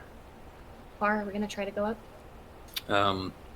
I might try to just I was thinking we would move forward. Well, I was thinking we would go forward until we see something of note, and then we would come back and report. Strict, non-engagement, unless we are, caught unawares or something. Hopefully, let us pray that does not happen. So that's what we're gonna do. That sounds good to me. That works. Carthor says, "Anyone want to say a prayer before we lead off to glorious death?" And he looks at Willow and he says it and says, "Sorry." I see your promises are very reassuring. Thank you. Man of his word. I'm gonna step into the middle of the group and be like, "Of course." And I'm gonna bow my head and put the symbol of 4, and I'm gonna say, "May the 4 watch over us, protect us in health, give us strength, wisdom, and the strength to carry on for the 4." And then I'm gonna start heading towards the. We're going the right side, right? When he says for the 4, I say in my Gnoll voice, for the 4. Sorry, not the time. Just trying to lighten the mood a little bit. You're very good at that impression. I learned. Just an aside, real quick. Definitely thought Thuban was about to say, "May the 4 be with you." I mean, we can put it on a t-shirt. May the 4 be with you, and also with you. Yes. For the 4 is definitely the motto. Yeah. Okay, as you guys start to head off, we are going to take our, essentially our mid-session break right now. So we'll be back in 20 minutes. Awesome. Yes. Yes. Yeah, so we're going to take a 20-minute break, and we will be back afterwards to pick up. Thank you, everyone, for joining us so far. We'll see you soon. Adventure.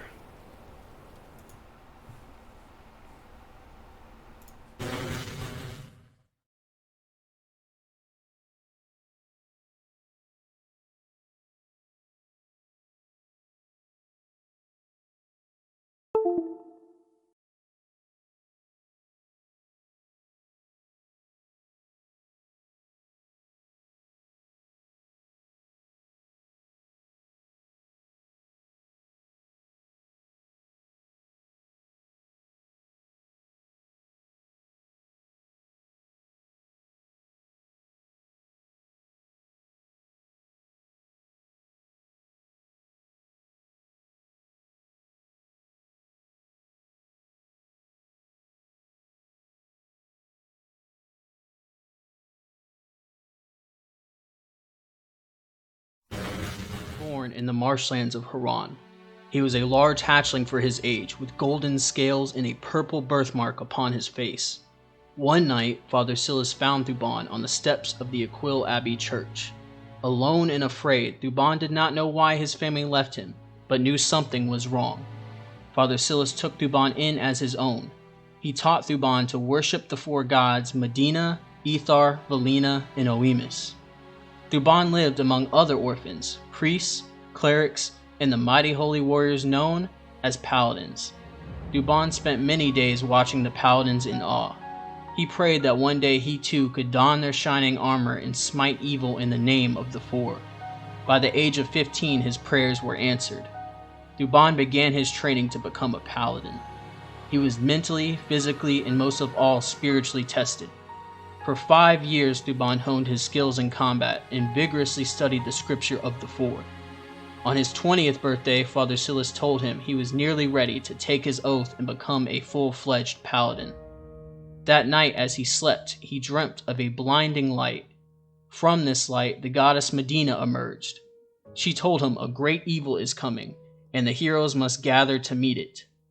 With a wave of her right hand, images of a tabaxi, a fiery red-headed half-elf, a small child, and a man of fire appeared. She then warned Thuban of an elf named Gazar who has hunted members of Thuban's family for years. With a wave of her left hand, Thuban saw Gazar. He was a strange-looking elf with pitch-black eyes and a terribly scarred face. Thuban wanted to seek out this Gazar and avenge his family. When Thuban awoke, he told Father Silas what had happened. Father Silas told him that this was the destiny the 4 had intended for Thuban, and he must leave with haste. As Thuban prepared to depart, Father Silas gave him his personal holy symbol of the 4. Father Silas said Thuban will know when the time has come to take his oath. Thuban began his journey with Medina's quest in mind and vengeance in heart.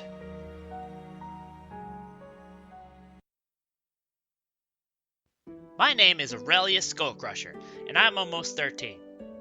The last name is after my adoptive dad, Shook Skullcrusher, the biggest and baddest goblin of the Big Book gang.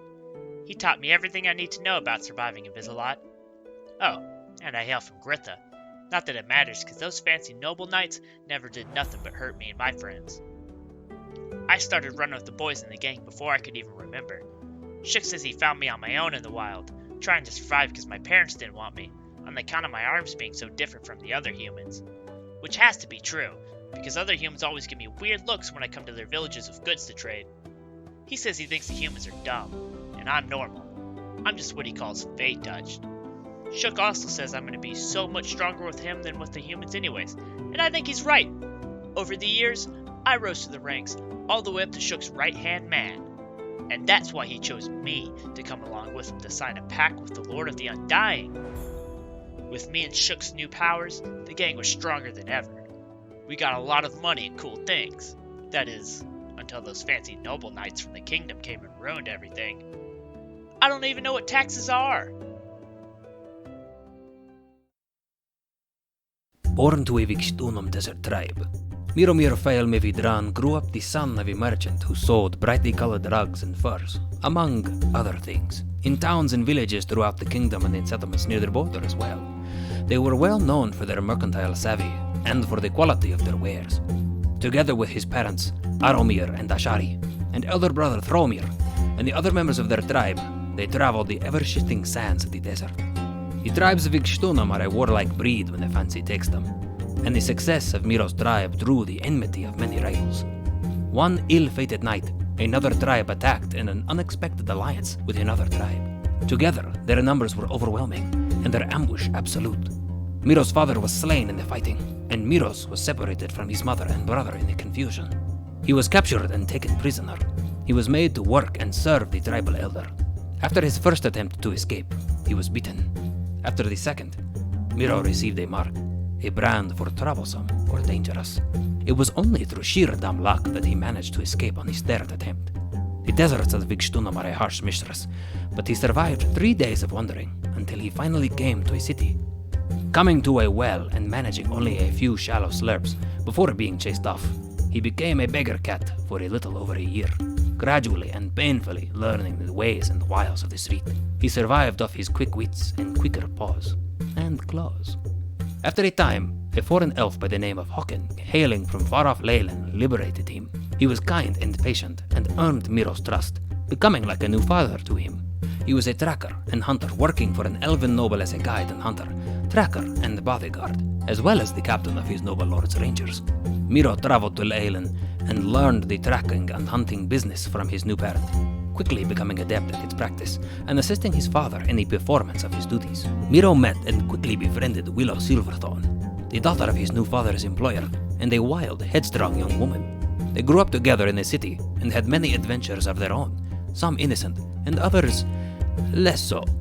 Then one day, he decided to leave with Willow to seek their fortunes in the wider world. Or at least, that's the story they tell. Willow of the House Silverthorn, firstborn daughter of Lord Dutine and her lady mother Maeve, was born and raised in the city of Darashin. As the noble daughter of her house, she was brought up with elegance and refinement in mind. Much to her mother's chagrin, Willow had other plans. Willow was a firebrand from the day she was born, with an unruly mane of fiery red hair and a temperament to match.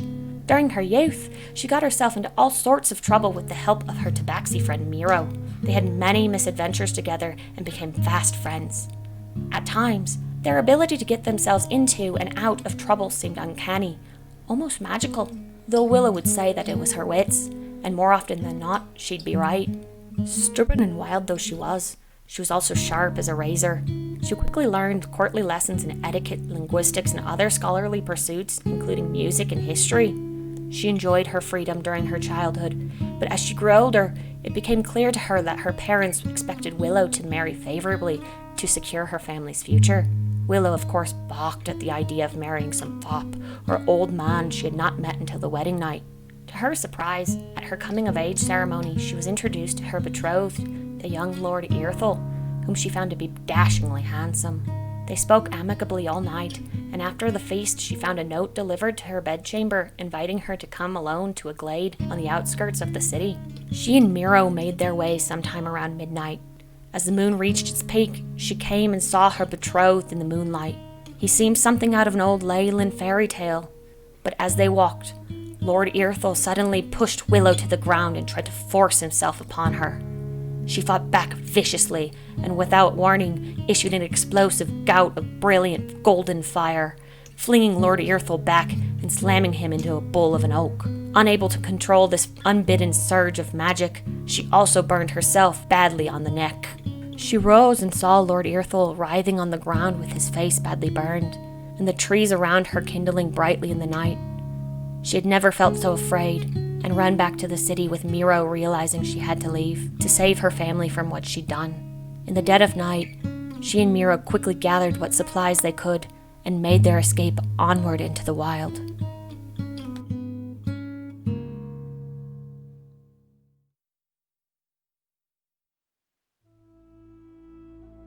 Where should I start? Of course. I am Cinder, a fire genasi, touched by the wildfire flames. I hail from the kingdom of Eularia, where my mother, bless her, would raise me unto her peaceful yet precarious passing. You see, in the years following, I would see no shortage of adventure. Let's see, I spent some time with the freemen, who were not shy with their knowledge, nor their hospitality, nor their ale. And after running into my ex, I mean some rather interesting individuals. Okay, let's just skip that part. And now I find myself in the debt of the Mages Guild. Well, now this is just depressing. A genasi, blessed or cursed by powers thought long gone, connived into joining the Mages Guild of all places, just as magic seemingly returns to the realm.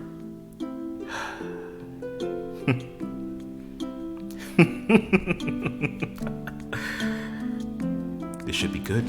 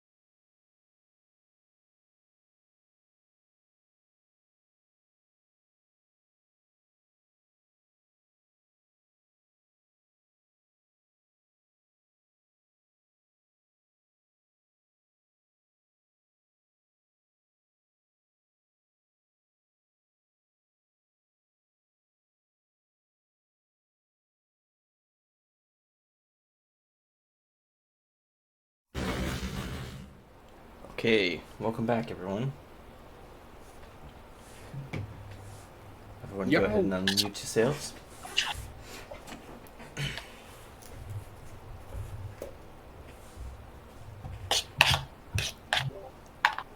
Brooks, I couldn't let you flex on me, so I had to pull out the big guns. Fair enough. I'm a little lost, but fair enough. Okay. So you guys have started to travel back down the pathways. As you guys reach the distance at which you had noticed the fog walls, the air seems to change around you.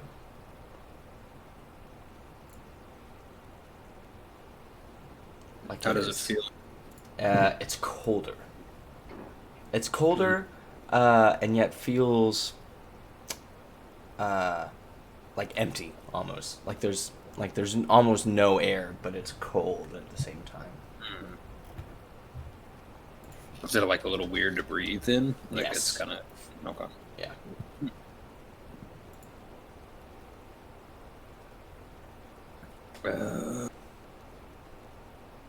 So I'm like gonna hold up my hand in like a stop motion behind me, like, and I'm gonna say like, stop, hold here, and I'm gonna, really, really carefully creep forward as quietly as I can, further down the passage, and I can still see okay, right? Or is the fog kind of obscuring? Yeah, you can see just fine. You can't even see the fog. It was just where it was described to you. So you continue down the pathway. Are you going ahead or you're going to the left? I'm going to the left. Okay. As you continue down the path, you start to you start to make out chanting coming from further ahead. Okay. I'm gonna keep moving forward. Okay, make me a stealth check. Oh, please. Oh Lord. That one, baby. Oh no. Oh no. Literally the worst time to Yeah, roll that one. the only time it wasn't okay to get that bad of a roll. Okay. Hell yeah. You continue sneaking down Oh yeah. you continue to sneak down the pathway, and the chanting gets louder as you're starting to get closer and closer to the source, essentially. As you continue down, you see where there's a slight divergence of the path that looks like a little rock wall to your right. And a small outcropping that looks as if it can peer into a section or like a room like that would be to the right of wherever you're at. Okay. Does it sound like the chanting is coming from in there? It is certainly louder. Okay. From that direction, yes. I'm gonna go back and get everybody. Not everybody, but the people who are with me. Okay.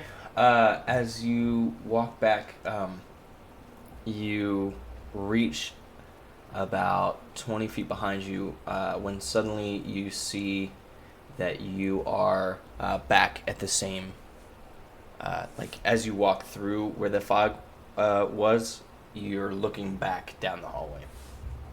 Oh, so I moved back and it kind of redirected me. Yep. Great. Okay. You hear the chanting louder, Miro.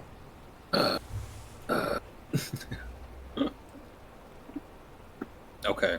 In that case, I guess I will try to stealthily like creep in, like hugging the wall to the one side, say to the right of the passage, kind of like this, like creeping, and then try to see what I see as I get closer in. To the right. Well, you'd have to climb up a little bit to get to the outcropping. Oh, okay. Let's do that then. Okay. Well, you have a climb speed, so not a big deal. You climb up and you see kind of like a small hole, like an observing like hole. Okay. And inside, you see. You see 5 gnolls that all kind of look very similar in like stature, strength, blah blah blah, equipment. You see the gnoll wielding the flail. Oh. And you see another gnoll with a strange black hat, like cap, that at the bottom of either side is tinged with red. And he's shirtless.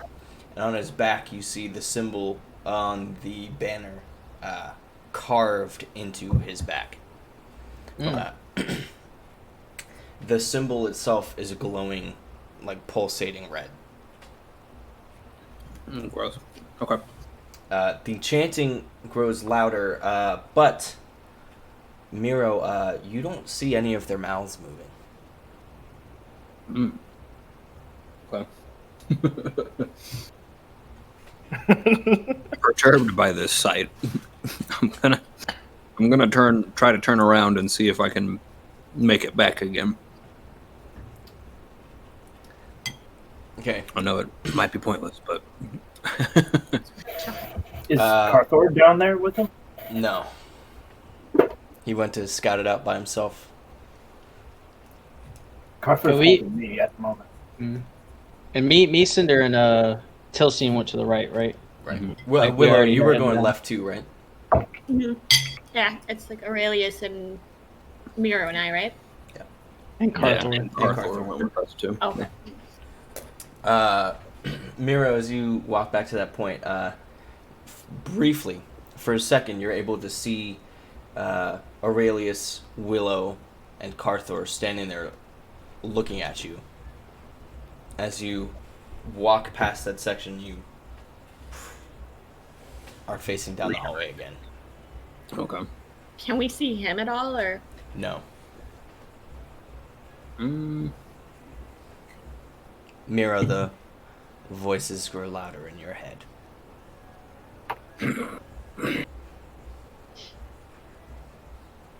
I'm gonna try something out. Oh. You're fine. Keep going. I can hear you. Oh, okay. I'm gonna get my bow ready. I'm gonna knock an arrow, but I'm not gonna draw it back yet. I'm gonna go back. Is the hole that I looked through on the outcropping large enough to shoot an arrow through, or is it like not as small as I'm imagining? No, yes, it is. It is definitely wide enough for you to shoot through. Okay. Can I? Can I shoot an arrow against the far wall? I don't want to aim it directly at them. I want to like disrupt their chanting. Yeah, absolutely, you can. Okay. Maybe it'd be better to just shoot one. I don't know. Hang on. I mean, you can just do it. You don't really need to roll for that. You're just shooting the far wall, right? Just shoot at the wall. Yeah. All right. I do it. Okay. The arrow scrapes across the wall. All the gnolls And I pop get up down right after I lose it. Like. and look over to where you're sitting. Am I clearly visible, or is they just looking at like rocks with the hole? They're looking at where the hole is. Okay. You hear I a like voice that, yeah. in your head. You, the sacrifice. Present yourself. I'm gonna try to walk away. I'm gonna try to sneak away. Here. Get 'em, boys! I start running. Okay. Do I get redirected again? What are you other guys doing? I mean, we our other group went down. Yeah, the right hallway. Willow and Aurelius, what are you guys doing? Can we hear anything, or? Yes. Now you hear the scuffling of movement. I'm still being held by Carthor, correct? Yeah. And can we distinguish that it's like hurried movement, like urgent? If for sure, I mean, from ahead of you, the drums have like stopped. Okay. Am I Pippin right now?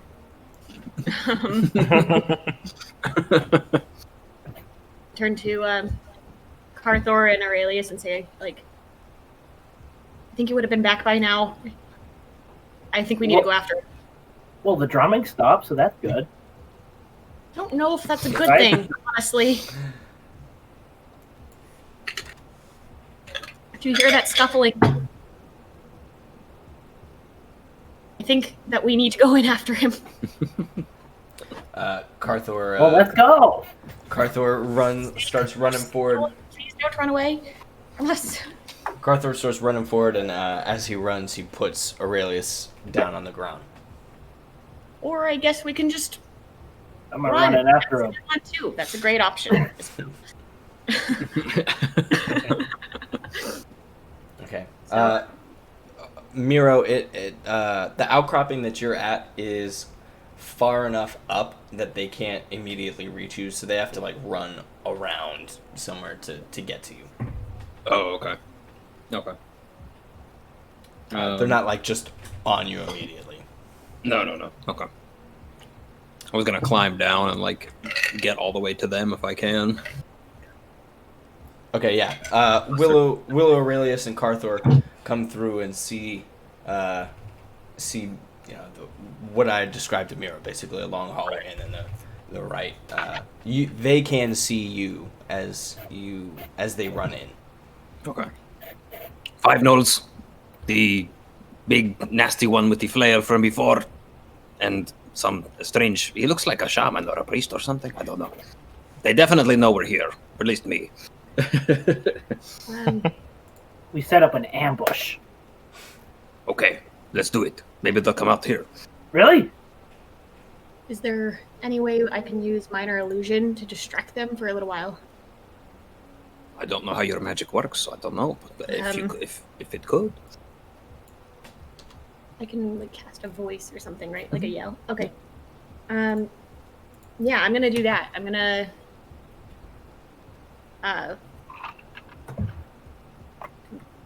whisper Shach Mahal and try to cast minor illusion. So like I shout comes from the other side of the cave or something.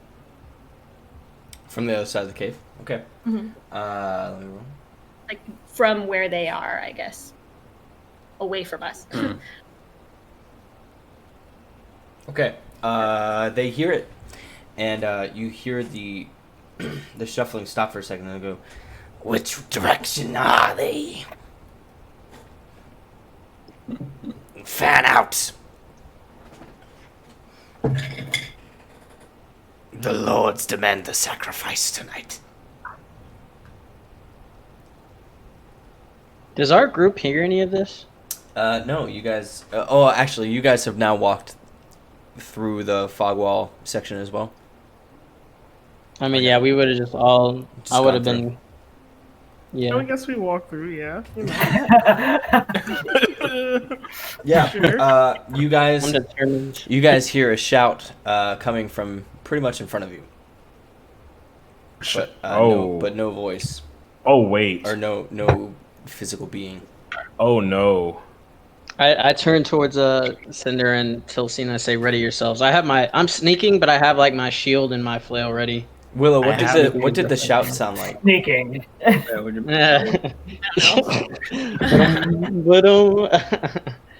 Just a scream, I guess. The Wilhelms. Yeah. Cinder, Thuban, and Tilstein hear this disembodied scream. Thinking this is, hearing something and not seeing something. I feel like Cinder would probably. He would either think it's a gnoll of some sort, knowing that they're with the Erics, or he knows that Willow is also a magic caster, so he just has that in the back of his mind.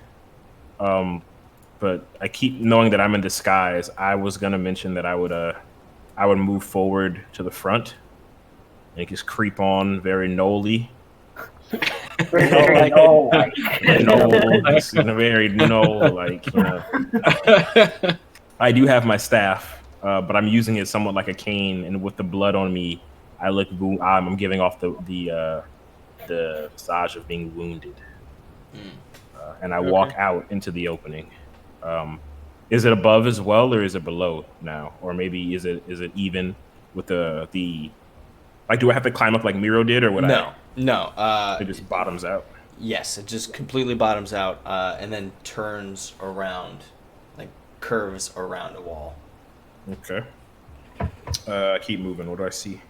I try and do this stealthily as well. You see banners, the banners that I had described before, just fully lining the hall. But not the same ones, right?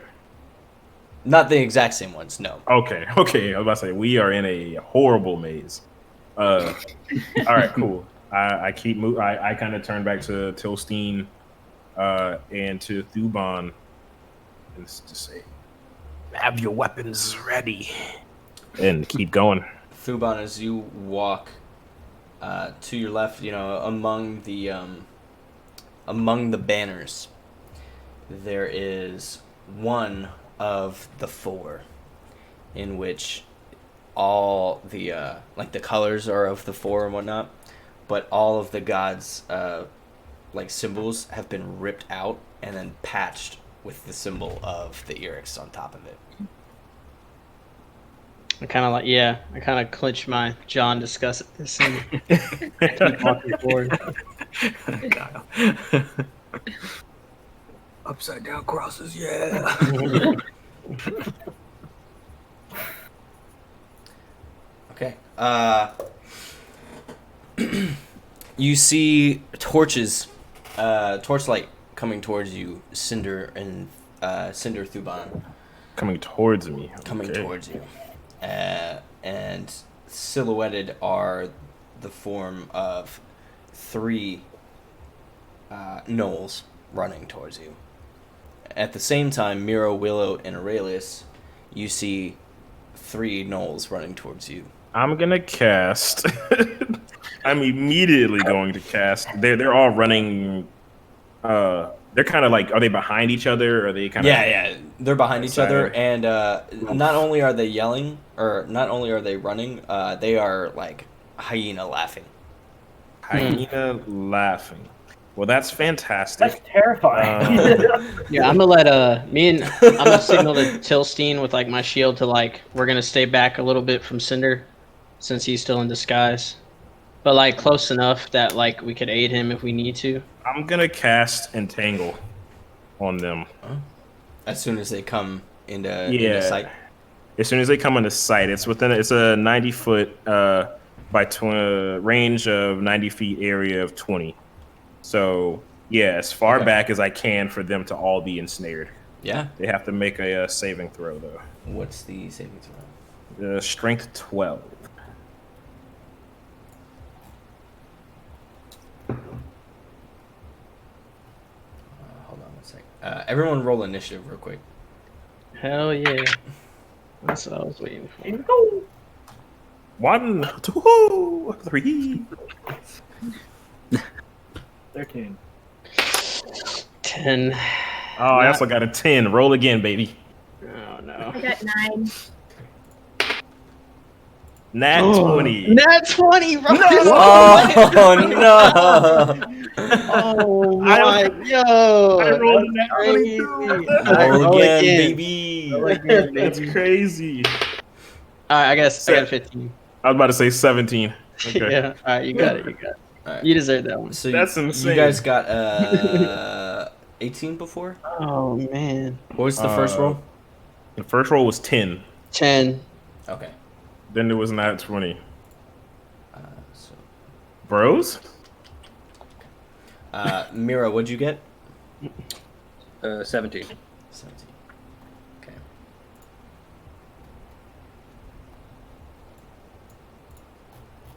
All right. Unfortunately for you, the Knolls rolled very well. Oh no! Oh no! I mean, okay. Nice. Okay, fair enough. Fair enough. Alright, you started it. I did make the title Gnolledge's Power. I'll give you that. This is a knolling. Your entangle does go off though. Okay. It does go off. But they don't. I mean, from as far away as 90 feet, they don't necessarily know it was me, right? Like these vines just start coming out of the ground, maybe. Sure. They're just so strong it just snaps instead of tripping them. Right, like difficult terrain or something. I think it is actually difficult terrain. It is. I'll double check. I should have just kept them like a net. I should have just like closed off the area. That'd be sad. Probably shouldn't have led with that. Hold on. In hindsight. I thought you were gonna use your disguise, and you were like, "No, entanglement." I was like, Well, oh. I knew with how far away. I mean, if I could have gotten them all in one fell swoop, then we wouldn't even have to worry about them. That's true. So I was just trying to deter immediately. You do you. I'm gonna follow up. I'm gonna do my thing. Yeah, I'm gonna flail forward, let Thuban just walk over me. Like, ah! Okay. Yes. So they run forward. They have to make strength. Yes, indeed. Oh, they haven't rolled yet? Let's go. What's their or what do they have to beat? 12. Okay, so 2 of them pass. Okay. But the third does not. The third in the back. Okay. Yeah. Yeah. Actually, the closest one, the one running in front, was the least expecting of it. So he gets fully entangled, but the other two, seeing the roots like pop up, kind of like run around him. They like press off of him to like get a little lift to get over it. As they run towards you guys. Okay. Can I start? Well, no. I mean, we're in. Well, we're they don't in know combat. they don't know it's coming from me. Actually, Well, let me could I- have them roll an insight check real quick. Okay. Can they roll in? I was gonna. Can I start flailing as some form of distraction? Like I'm just like running away from something. It's like you're behind. Oh, like running towards them? Yes, I quite literally want to run and then land. Like I throw myself on the first one that's running to me. Like I imagine they're not the most agile when it comes, or like not they're agile, but they're not balanced or nimble. They rolled a 3 and a 2 for insight. Oh, great! So they're just like, yeah, they're like, brother, SpongeBob. where did it come from? there's only one. It's a one-way tunnel now, right? Yeah. Yeah. They don't. Hold on. Yeah, they ask you where did it come from? They're trying to deceive us. It's coming from behind. You're pointing behind them? Yes.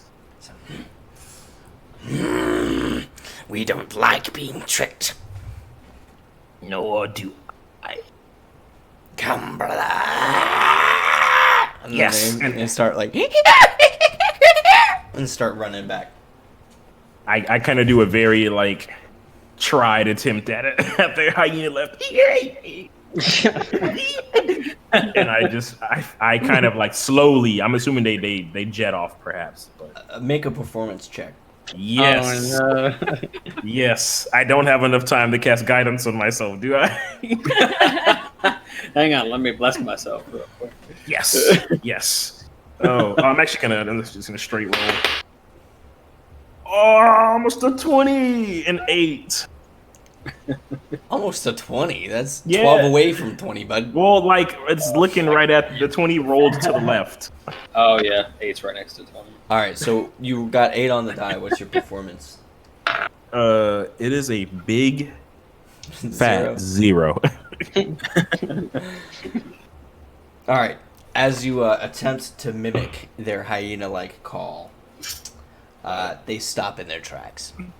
Oh no! What have I done? Something doesn't smell right. And they start. Drool starts coming down.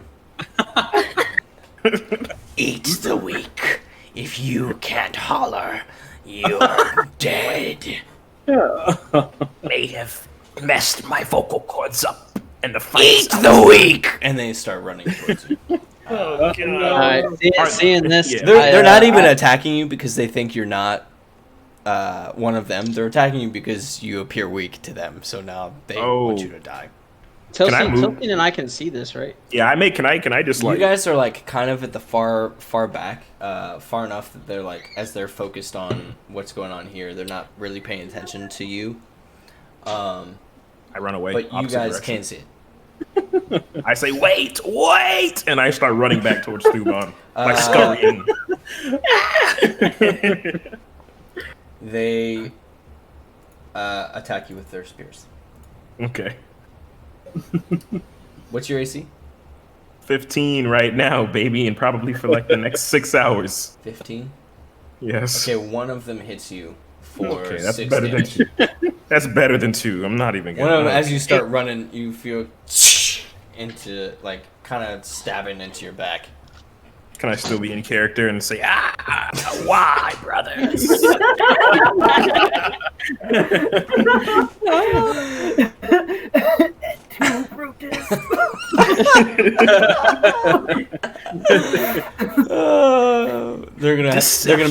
We're gonna have cinder salad at some point. Oh no! Seeing them attack him, I turn towards Tilsine. I say, "Now, Tilsine," because I'm assuming she had her bow and arrow or whatever ready. No, she didn't. She didn't. Nope. I told her to have her weapon ready. Oh, you did? What is she doing? Yeah, I said it too. I said be ready. Oh, I didn't hear that. So she's just like la di da di da. I didn't hear that. Yeah, okay. Yeah, I'm gonna charge forward seeing them attack Cinder. It's not your turn, so you can't. We're in combat. Yeah, we're in combat. They saw us. Yeah, well, they're running. They're running after me. They're running at him. We stayed back. Yeah, it's still combat turn They order. can still see us. Oh, okay. I aggroed. So sorry. She got a 17. Can still see. Can she fire? Okay, bet. She hit for 10 damage. Atta girl. It's a hefty hit. Okay. Centaurs, baby. Now, the three gnolls are running towards Aurelius, Miro, Willow, and Carthor. You see 2 of them wearing hide armor, and then the last is the shaman behind them. Actually, sorry, the 2 gnolls are running towards you in hide armor, and you see the silhouette of the shaman a little bit behind. They run forward, and Miro, you're in front of everyone else, right? Yes, I should still be. Okay, as soon as they can see you, they both throw their spears at you. Okay. You're a cat. You got this. What's your AC? I don't have my shield up. It's 15. Okay. I have one of those. One of them hits you for 10 damage. Oh my god. But the other misses. It's a short Real life scenario. There's a fucking spear sticking out of me. More like I imagine it kind of like slides. Raises through, Yeah. like, Yeah, takes a but chunk but of my like shoulder. takes a chunk rather than just like light graze. Okay. Okay. It is Miro's turn. Miro, then Aurelius, and then the shaman, and then Thuban, Cinder, Willow. Okay. It's like a movie. I like this. Mm-hmm. Can I don't know. How close is everybody else to me? They're pretty close. Okay, close enough. Okay. Since I have my bow out and ready, I guess Miro would just I don't know, whirl about, like go down to one knee, like kind of take a 180 spin, and at the I'm gonna shoot at the shaman if I have a clear shot. You don't have a clear shot. It would be -2 to whatever you roll. Oh, I'll take the better shot then at one of the one of the two that threw a spear at me. Okay.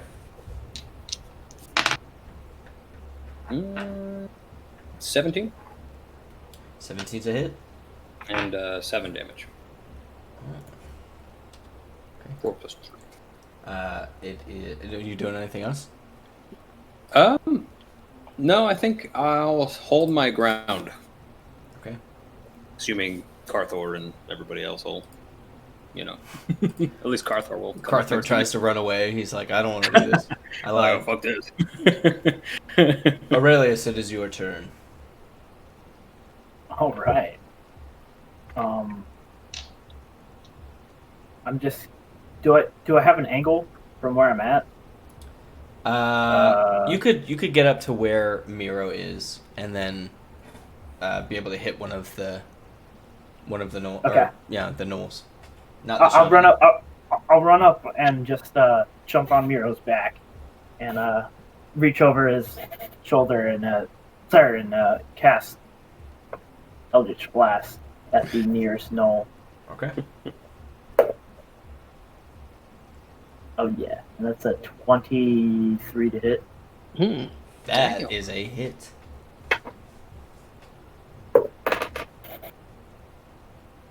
And 8 for damage. 8 Ooh. for damage. Okay. Damn. Good roll.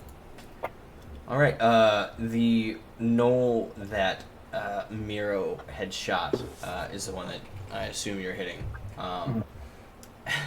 As you hit him, you see him illuminated, his bones and whatnot for a second, and he's just like,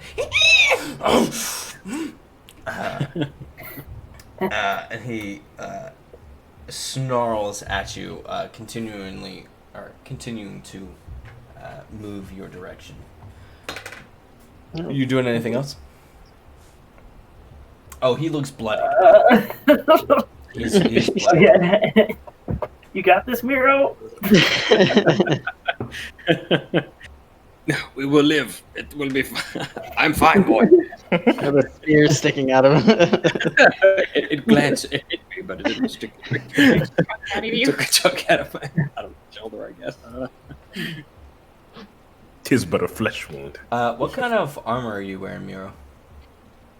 I think with I have studded leather because you gave us like the cash buy thing. Yeah. Okay. One sec.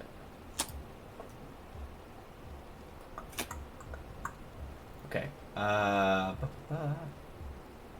The shaman's turn. He runs forward, still a little bit behind the other two. Moves past the second one, and then casts. He lets out a grunt, like a guttural grunt, and flame is produced in his hand as he hurls it at Miro.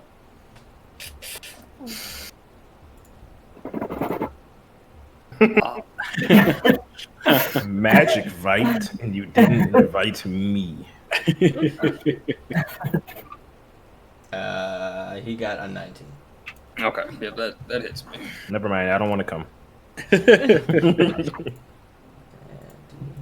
Oh boy. He deals 6 damage. I'm unconscious. Yeah. Oh. What? I thought you got healed up. No, I was at half. Oh, I did, but only to half. Yeah, I think she only healed him for like. She healed me 10. for like 20, but only healed him for like 10. Yeah, the produce flame smacks you in the chest as the light goes dark. Thuban, it's your turn. I guess so. Wait, what happened to Aurelius? Aurelius was on his back, right? Yeah, as Miro falls down, Aurelius, what are you doing? How are you reacting? I'm gonna try to jump off, save myself. Make an acrobatics check, All right. or else you will be prone underneath Miro. Oh no. Okay, fell into a bag. Oh yeah, baby. I got 17. Okay, yeah, Ooh. you pass. There's a little spider monkey. Nice. All right, so you said it's my go. Yes. Okay, so if I use my full movement, because I wasn't that far behind Cinder, No. I'm able to reach him in the Gnolls, right? Yes, yeah. All right, so I'm gonna move up next to him, and then you said one of them struck him, right? Yes, one of them attacked him. So the one that struck him, I'm gonna swing at with my flail. Okay. So this is a attack roll, actions. Oof. Okay, I got a 13. A 13. That misses. Yeah. Okay, and then I'm gonna use my bonus action to shove him away. Actually, can I shove him into the other knoll? Are they like? Am I at an angle where I can? Am I still on the way? You're not in the way, but you Okay. are right there. I mean, I mentioned I don't know if you heard me, but I said I stumbled to the ground after he stabbed me. Could I crawl beneath Thuban? Please. On your turn, you could. Okay, cool. At least I'm out of headshot. I'm out of headshot. Perfect. Okay, so you're shoving him into. Yeah, I want to shove him into the other one. Okay. Strength. It's Ron a James. contested athletics, so make that for me, please. And that is also my bonus action. Come on, baby. This is what I do. Nat 20. Let's go. Yes, Okay. sir. That's the second one. Beats their 7, so. Third one of the night, baby. Okay. Yeah, I'm gonna just. Where's the other one in relation to him? If I'm facing like. About 5 feet behind. Okay, so I just have to like hit him straight up to knock him back into the other one. Okay, that's what I do then. Okay. I'm just like trying to bulldoze him with my shield. Yeah, as you kind of bash it back, it goes smacks into the one behind him, and they kind of like stumble over each other. Okay. It is now. I'm actually gonna. Did I use all my movement? That was all my movement, right? That was all your movement. Okay, never mind. Cinder, it's your turn. Is it? Okay. Well, I technically haven't really gotten underneath, and so the Gnolls are both laying on the grip. Are they prone now, or are they just shoved backwards? One is prone, the other is shoved further back. The one closest to me, correct? The one closest to you is prone. Okay. Yeah. Well, I'm gonna cast Mold Earth on the earth above the. Let's see. Yeah, I'm gonna do it on the one that's in front, the one closest to both I and Thuban. I'm gonna cast Mold Earth on the rock and stone above, and just like bring it down on top of it. Oh. Yes. Okay. How does that even work? What's happening? I mean, like, technically, it's not emitted if he's right there, is it? Okay. They double check. This is interesting. Yeah, I was just trying to make sure he stays pinned to the ground. Roll 2d6. Roll 2d6. Okay. Oh, I have a T6, so I'll just roll it twice. Nice. 3. Do I add those together? Mm-hmm. A 9. All right. The gnoll is crushed by this earth that drops on top of him. Well, that works. Okay. It's now difficult terrain, though. Yes, it is difficult terrain for you guys as well, so keep that in mind. Gotcha. All right. So now that he's crushed, yeah, he lets as it drops, he lets out a and his hands kind of like pulse out. Can the other gnoll see me from behind that? Yeah. He can see me pretty well. Yeah. Okay. I was gonna try and never mind that. I don't feel like rolling deception. Okay. So roll intimidation. How high? How high is from the top of the now molded earth, the pile, to the ceiling? How high is that? About 10 feet. 10 more feet. Okay. 15 feet. It's 20 feet up. It's pretty high then. Yeah. I'll say, brother, no, and then kind of laugh like. I am going to. I'm gonna go behind Thuban. Yeah, I'm gonna use my movement to go up behind him and put him in front, and then end my turn there. Okay. Still kneeling in case Tilstein has to take a shot. Because she don't miss. I hope. I'm just looking back over Mold Earth real quick. It says the movement doesn't have enough force to cause damage, but if it falls from 20 feet, then it makes sense to me that it would. So it's up to you. I mean, if you don't want it to happen, I had another action. I just thought I'd try that. No, I wanted it to happen. I like that. It's like earthbending a rock onto somebody's head. Yeah, I mean, just because you could move it another way and it doesn't have enough force to cause damage, like dropping something. Gravity. Gravity's gonna do damage. I don't care what your argument is on that one. we're never gonna get big with rule lawyers. By the way, it's never gonna happen. They're not gonna like this. I'm okay with it. Yeah. We're fun. These people suck. just go watch Avatar and then talk to me real quick. Yeah, it'll make sense. What were you gonna say, Cinder? Sorry. No, that was it. I just wanted to kneel out of the way so that way if Tilstein needs to take a shot, she can. Okay. Willow, it is your turn. Okay. So the shaman moved in front of the other two, right? Moved in front of one of them, so he's now in between two of them. Oh, okay. I guess I'm gonna move to sort of step in front of, but I guess over Miro, if that makes sense. Like, yeah, you're like standing on top. Yeah, basically, I'm standing over him. Poor Miro. And is the one closest to us? Is that the one that Aurelius hit? Yes. Okay. Well, then I am going to cast Time at him.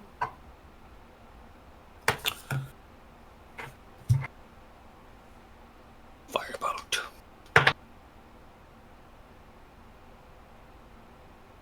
Fire gang. Is right, so Rhythmbot 13? playing? She is gone from the chat. Oh. Rhythmbot was here? Before we took our break, I don't remember her being here actually by the time we started. Who? There you go. Okay. What'd you roll?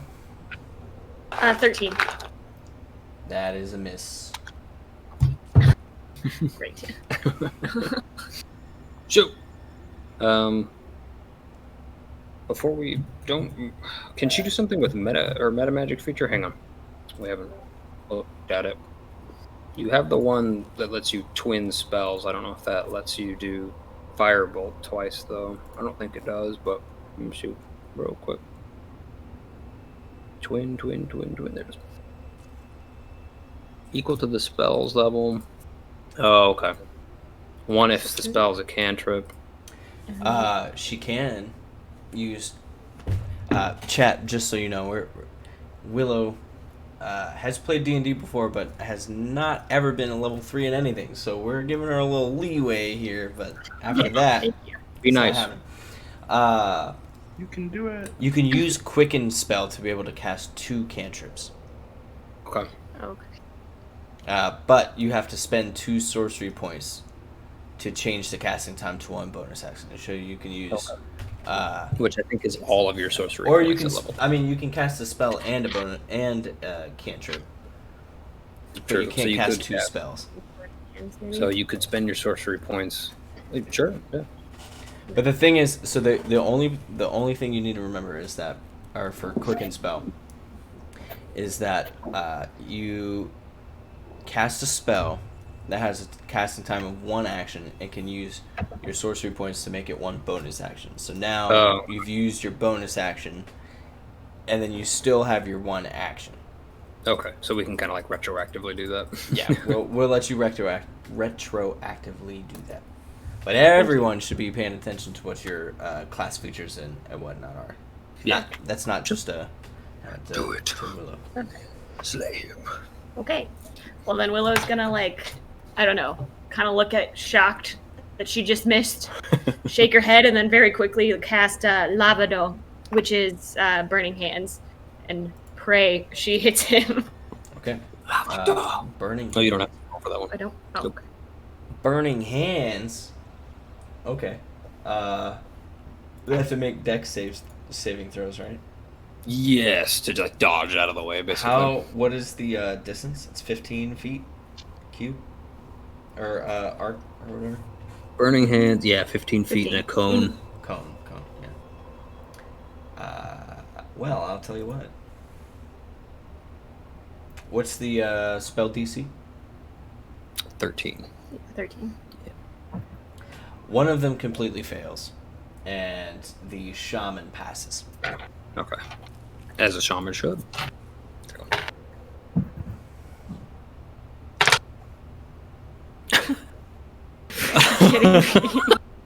Pretty bad. All right. 5 5 total. Two, I rolled a 2 and 1. Oh darn! Oh my god! That was almost as bad as it could be. Well, the first Gnoll straight up dies. Oh, hey, you got one. First blood. Well, if you don't count me anyway. The shaman takes 3 damage. Yeah. I think you're being nice. Is it rounded up or down? Oh yeah, wait. My bad. I think it rounds down. It rounds down. Shut up. Sorry. Okay, it is Nobi's turn. I wasn't gonna say nothing. I was like, oh. The second Gnoll runs Be the forward. person who asks the teacher if we need to turn it home or not. The second Gnoll on the right runs forward past the. Cinder, you're ducking behind the block, right?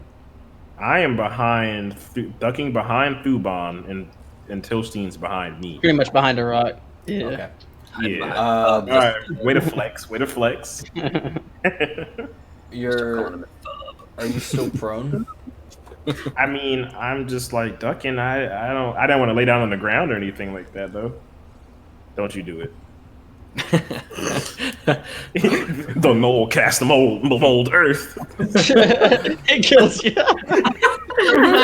He's like, hey, that's a neat trick. Die. Okay. I didn't know you could use it like that. Kill the entire party. DM's rules. The Gnoll uses its spear to attack Thuban. Of course. Of the stud. You could try.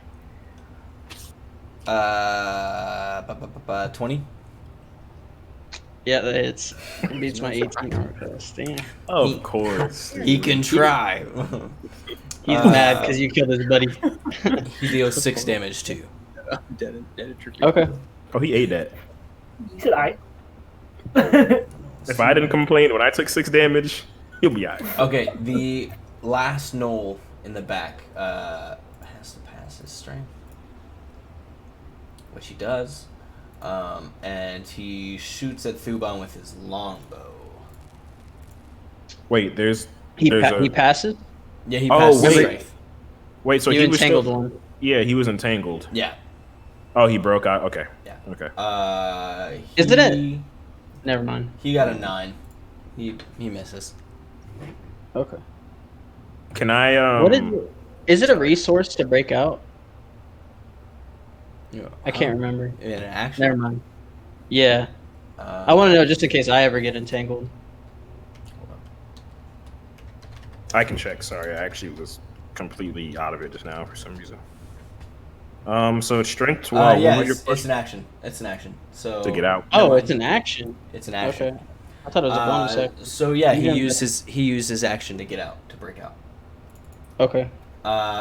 Now going to the other side, the gnoll behind the shaman.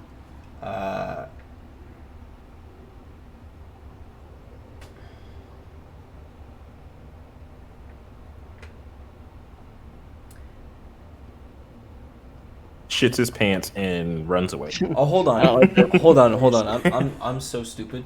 Tilstein and Carthor didn't go.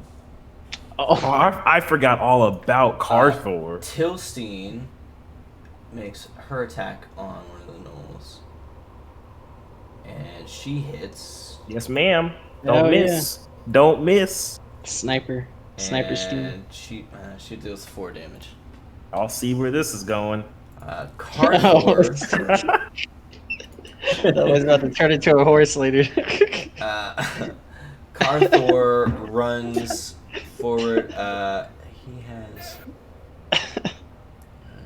He uses up most of his movement pretty much to just get in front of Miro and Willow. So he actually can't attack. So is that. But that's fine. Okay, so it's the Gnoll's turn. He does not have a weapon. He doesn't have a weapon, but he's gonna run forward and try to bite Carthor. He's brave. Yeah, that's a brave no. He got a 15. He got a 15, which hits. He deals 4 damage to Carthor with a bite. Kind of bites into his bicep. Biting his thigh like small dog. Okay, Miro, it's your turn. Just make a death saving throw, right? Mm-hmm. I don't know why I sounded so happy about that, but yes, you have to make it. Hell yeah, you do. I'm sorry. I'm sorry. First death. You got him on reserve. That's free, so that's a failure.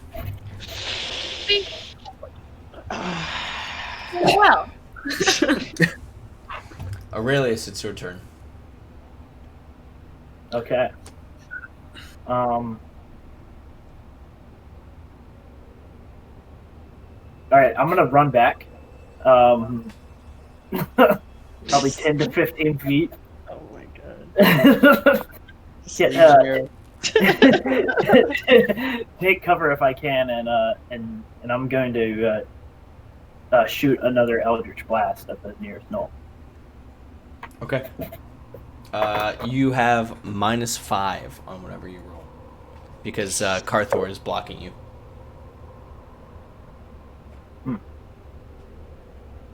That's a 5. Yeah. Just complete mess. It is the shaman's turn. Boy, oh boy.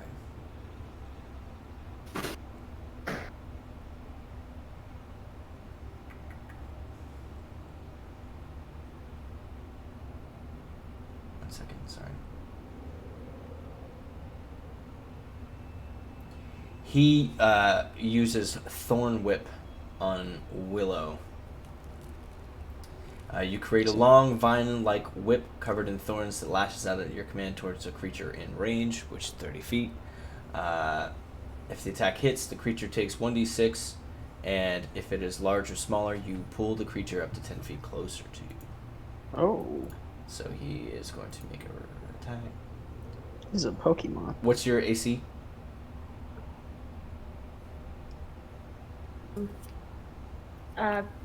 15. Okay. The whip slaps past you as you avoid it.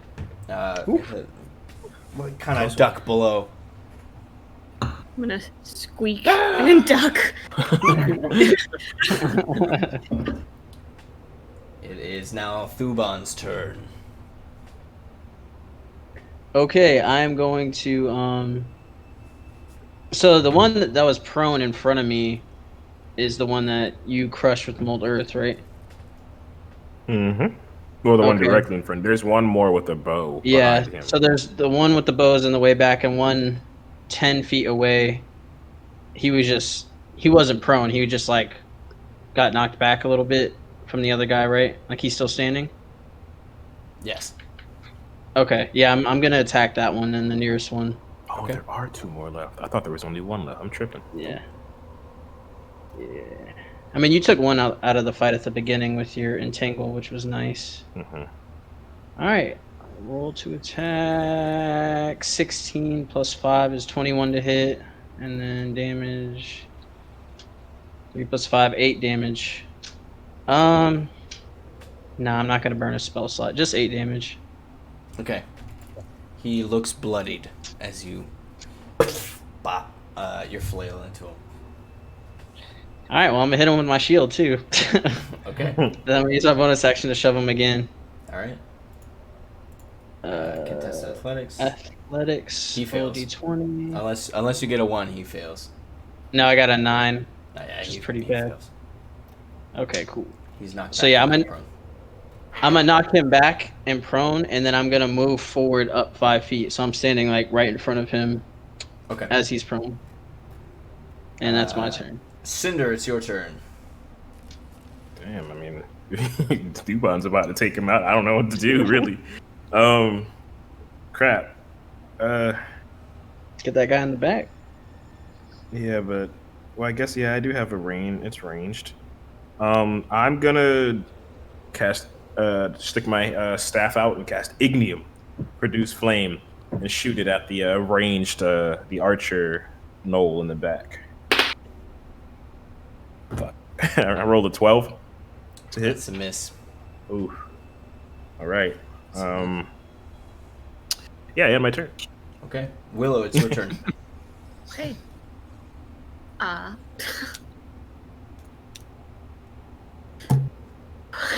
do it. Yeah, do I say it beforehand or? Just after you cast it. Okay, well then, I am going to attempt to cast Tine again towards the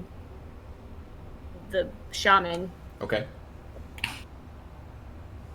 And then before you roll, I would say, if you want to do it anyway. Oh, okay. I'm going to use my last sorcery point to also cast Twin Spell. Okay. And try to get the The guy other. behind him as well. Yeah.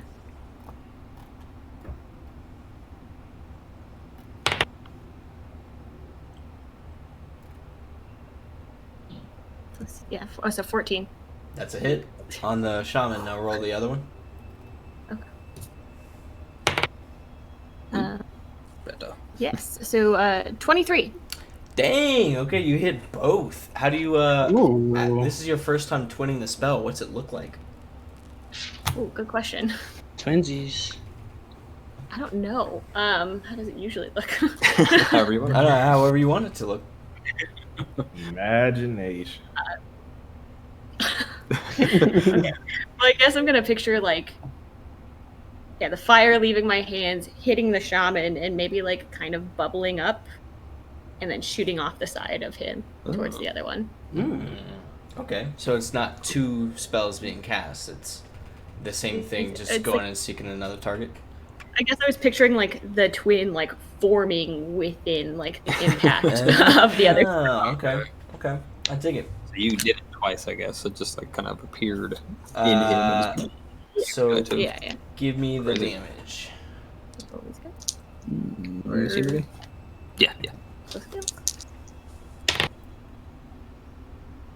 Oh, wait. Here, roll. Sorry. The We did mage the roll version of that one. separately. So this is for the shaman. Oh, 10. Okay. And then again for the 7. 10 and 7. Ooh, big numbers. Oh, okay. Hell yeah. Hold on.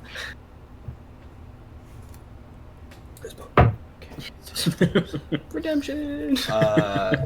Yeah, the shaman lets out a deep howl, while the gnoll behind him, or I guess in front of him now, lets out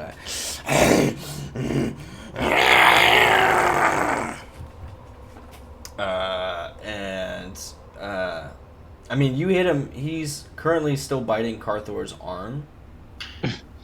So you kind of hit him, and he released as he moved back and goes, "All of you sacrifices." It is Tilstein's turn. Tilstein does her thing and hits, and she do 5 damage. Solid. And now it's Carthor. Or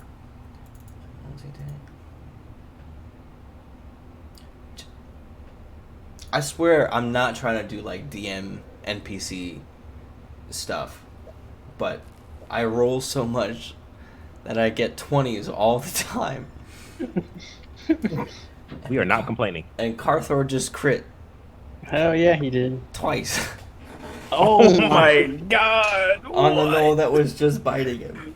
He's dead! He's dead. The first hit would have. Damn, the first hit's probably gonna come out. I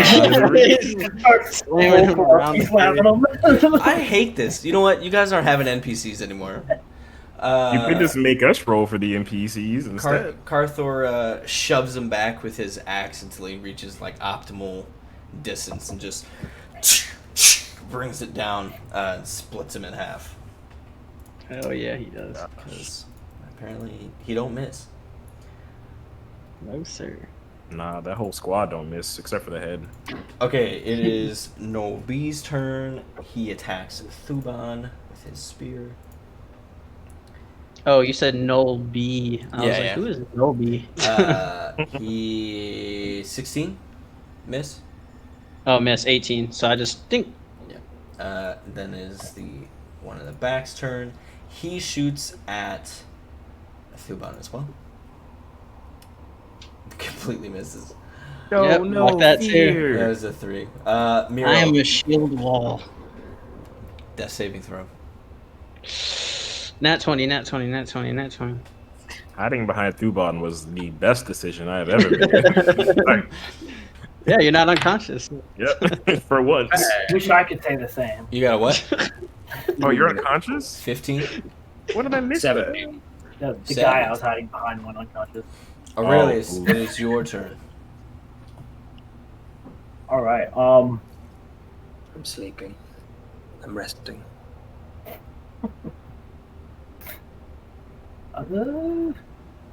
So there's one more gnoll in that cave now with us, right? Yes, the shaman is left. The shaman.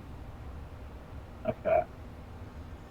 All right. With seeing Carthor just cleave that gnoll in half, I'm gonna get a little boost of confidence. I'm gonna, yeah! I'm gonna run up beside Carthor, and I'm gonna and shoot another Eldritch Blast at the shaman. Okay. With a 17 to hit. That hits.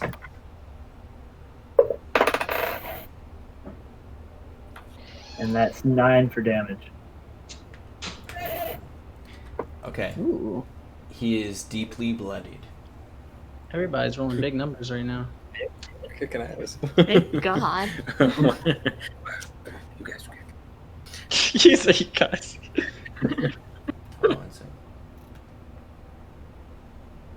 I mean, it's okay. I was knocked unconscious last session. Cinder's been knocked unconscious I don't know how many times. So. Hey. That is in canon. That has only been, I think, maybe twice. So cut me some slack.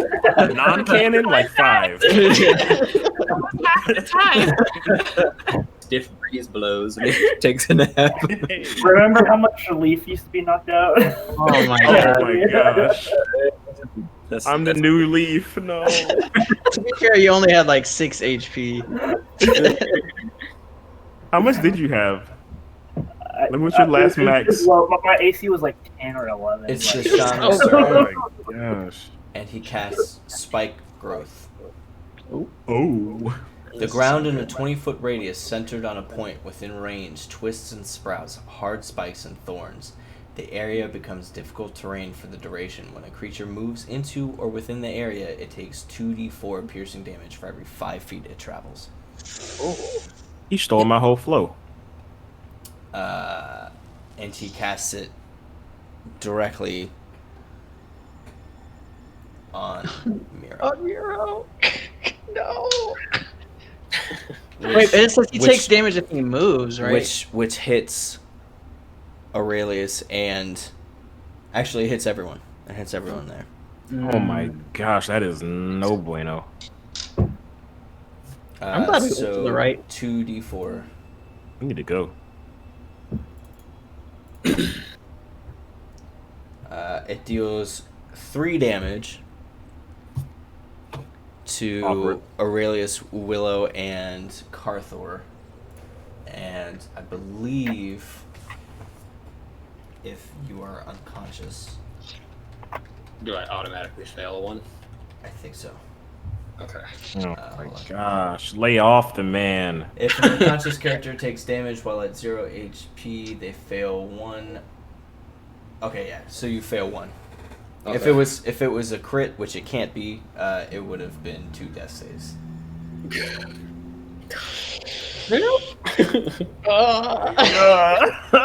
Yo. He says, "The sacrifice will be complete." And as he says this, you see the pulsating from his back increase. Oh. Oh, it's just like stuff. It's not like as some of the wounds that he took heal. Oh my god. He heals for 4. Oh. Okay, not so Yeah. bad. Cinder, it's your turn. Oh my gosh. Buddy.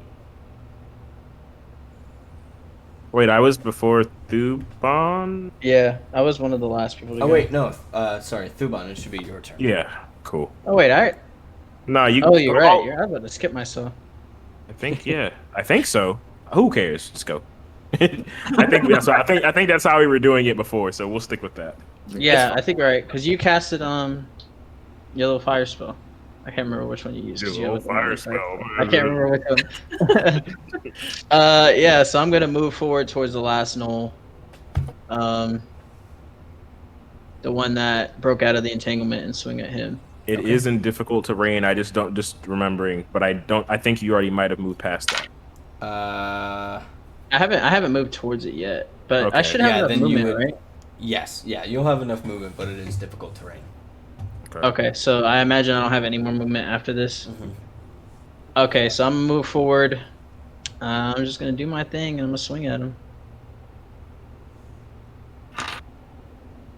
So to hit, come on, baby. Damn, I keep rolling 8s. All right, so yeah, that's a 13. That's a miss. Okay, I'm just gonna use my bonus action to shove him into the roots. Okay. Athletics. Oh my gosh, he almost got a 19. 20, and then I got a rolled 19. 2. Sucks to suck, baby. Wait, he was prone, wasn't he? No, shoved him? that was Oh, the other one. That was the other one. no, the other one. Yeah. Wait, did we kill two? No, you already? haven't. No, you haven't killed the other one. You were standing above one who is prone. Oh. Can I just swing at that one then, That's or fine. is it too late? Yeah, that's fine. Okay, I thought we killed 2 already. No. So yeah, I'm gonna swing. It would make more sense to me to swing at the one on the ground. Yeah. So roll with advantage. Okay. Yeah, I'm just gonna try to bring my flail on top of his face. All right. The first one was a 19. Second one was a. All right, we're gonna take the 19. All right, hits. So damage. Boom. Ooh, I rolled an 8, so 13 damage. Yeah, he's dead. Hell yeah, he is. I smash his face in with the flail. Love And then I'm gonna move forward to the other one and still shield bash him like Okay. I plan to do. So re-roll that one then. Okay. Nah, he got a 5 or 7. I got 11 plus 5 is 16. Okay, yeah, he's knocked back and knocked prone.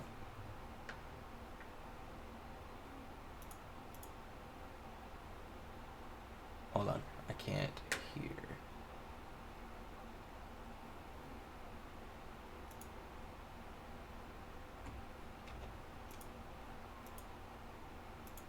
Hello?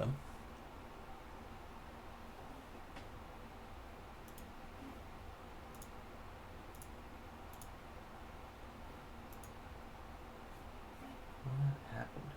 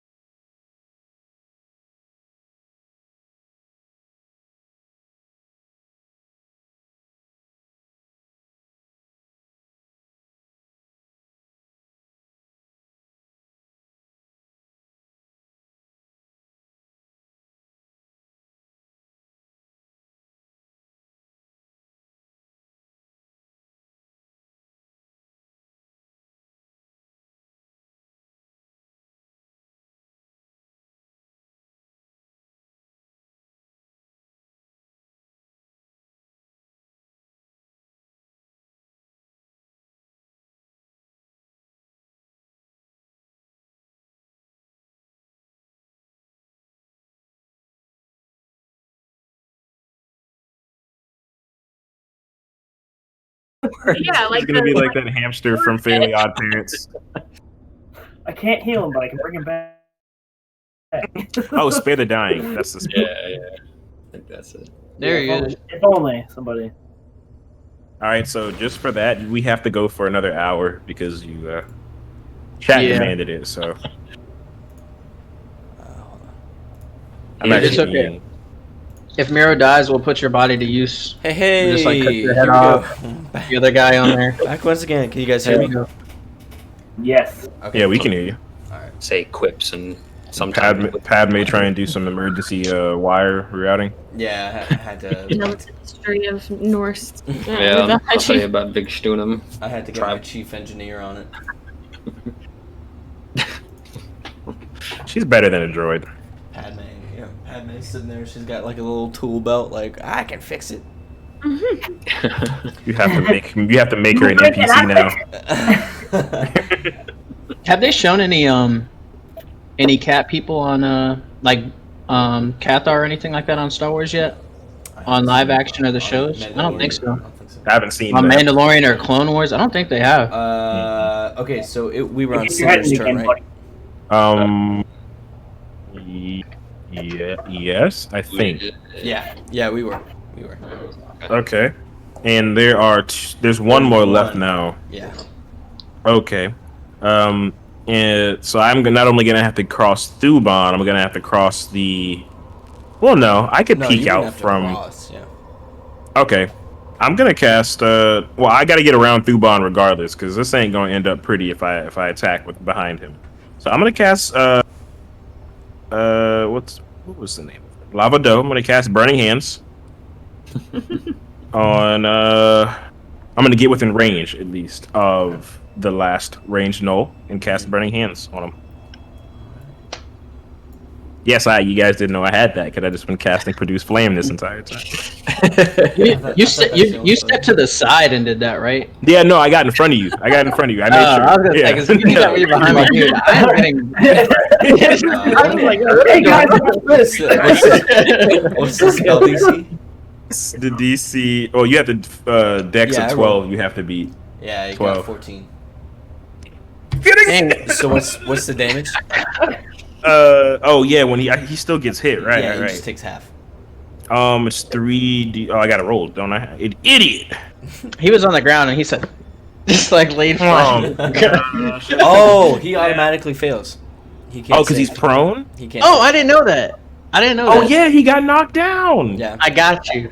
I got you. My brain got scattered from the technical difficulties. My geyser. Let's go. So do I did not know that was a ruling. Yeah, what's the damage? 7. Not great. Not great at all. The burning hands rolls have not been hot tonight. Nah. Willow, it's your turn. Oh, funny, bro. Oh, God. Funny. Yeah, but we're all like. Oh yeah, just don't move, you know. Firebolt again. One time I try and do something cool. You like your pinky. I don't think it counts as movement if you just cast a spell. Okay. I'm dead. I can't. I just like blow. Or I'm like that. Okay, yeah, I'm just gonna cast Tine again. Okay. At the shaman. Does that count as movement? To what? If I cast Tine? No. No? Okay, I'm gonna do that then. Do both at the same time? If it's just the one. What spell is that again? Oh, that's Firebolt. Firebolt. Yep. 15. 20? Yeah, 20. Alright, so 20? That's a hit. Hell yeah. And then Big damage. 9 damage.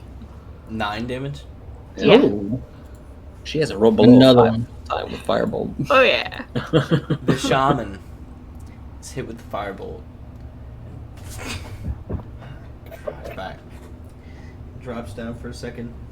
He is on one knee. He is like on the brink of death. Hell yeah.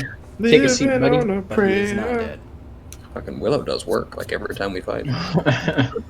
It is Tilstein's turn. No. It must be cramped. She missed. She's alright. Oh my gosh, Tilstein. It's Carthor's turn. Oh, he's about to wreck this dude. He He can't move. both. He said he missed with both. Yeah. He missed the dude while he was kneeling. Yeah. He missed both. He tripped. Yeah, how did this happen? Well, His he had arm to, hurt. you know, as he was moving forward with his axe, he got a Roots little tangled around him. he got a little excited. Oh, actually, and as he moves, he takes damage. Thanks for reminding me. 2d4. Oh yeah, that's right. It's Carter. He'll be all right. It doesn't take any movement He to takes swing. 6 damage. Carthor looks bloodied. Oh no! As he moves forward and he goes to swing at the shaman, he gets a little excited about getting the killing blow on him, or what should be the finishing blow, and he swings the axe a little too far, and it kind of lodges into the wall next to him. Okay, it's Null C's turn. Ooh, dudes are here is bloodlusted. prone. He goes to stand up, which means that you get an attack of opportunity on him. Oh, is that a okay? Alright. Arno, right? Yeah. Oh, say less. Homebrew rules. You're trying to get prone like the. How are you doing it? 22. Like, 22? Okay. Well, as I see him like rise up, and I just bring my flow back and try to like uppercut him. And oh, let me roll damage. I rolled a 5 plus 5 is 10 damage. 10 damage. Okay. Cool. He is bloodied. As your flail kind of smacks through his hide armor, he stands up with his spear and goes to trade blows with you. We'll run it. And With that- he gets a 19. Oh, okay, he hit me. I got 18. Okay. He didn't try to move it all just now, did he? Well, he stood up. Because in my general, oh no, I guess. Well, it wouldn't trigger Warcaster, would it? My feet. No, he's not moving out of your. Okay, cool. He deals 8 damage to you. Oh, okay, that was a hefty hit. It's a little hit. A little something. Mira, make your third death saving throw. Come on, nat 20. Nat 20 your pass. Nat 20 your pass. Nat 20 your pass. Come on, baby. I don't want to roll. this is when we need a roll cam, bro. Like intense moments like this. Okay. Uh-oh. Roll cam. Come on.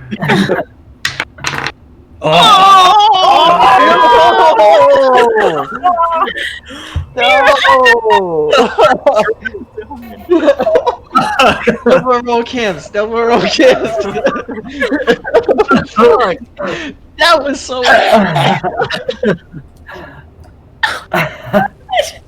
Miro, as you lay there, the sound of battle still going on around you. Your vision kind of comes in for a second as you see Willow and Carthor standing before you, and the Gnoll Shaman on one knee. Your life plays out before you. From your time in Vigstunum to meeting Willow, who's now standing like right above you. You can see her face, determined as she's staring down this shaman. As you stare at her face, your eyes close for the last time. Well, at least. God damn it! I don't like this. I don't like it. Willow, you hear a final. Oh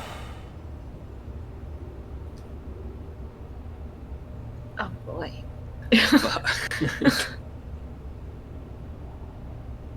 Can I I don't know, collapse to my knees to try to I don't know. Yeah, basically just start crying Darth over Vader, Miro. Miro, while your eyes are closed,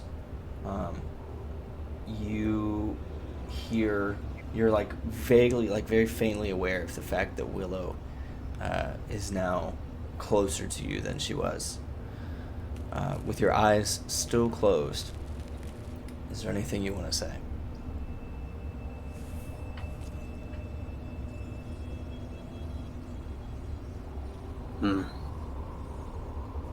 Whatever happens, find a way home. And then I like fade away. I'm just gonna sobbing and be like, "You're not leaving me, you stupid cat!" Like, you come back. Shit. Maybe shaking him a little bit. Aurelius, you see all this taking place as well.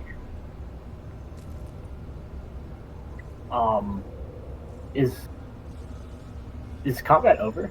No. Okay. Aurelius, it's your turn. Okay. Seeing that, I'm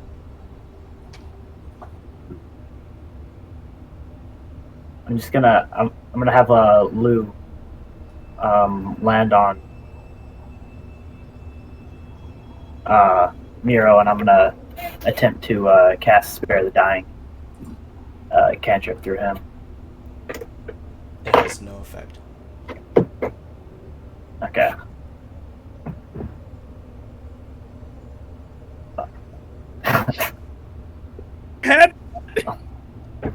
Goodbye, my friends.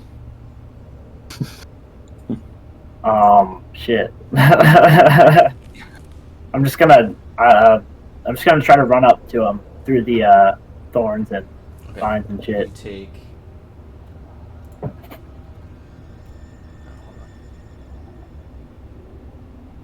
every 5 feet it travels, so you take 4d4.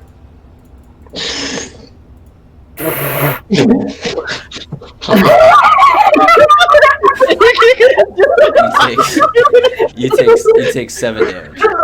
Oh, that could have been way worse. That could have been. If you died too, Yeah, as you run, you feel the spikes like stabbing into your legs as you run. Okay. Yeah. I'm just gonna get on all fours and just truck through all the thorns and just. God, this like is a movie. as you're running, the thorns just like rip away at your clothes and your skin.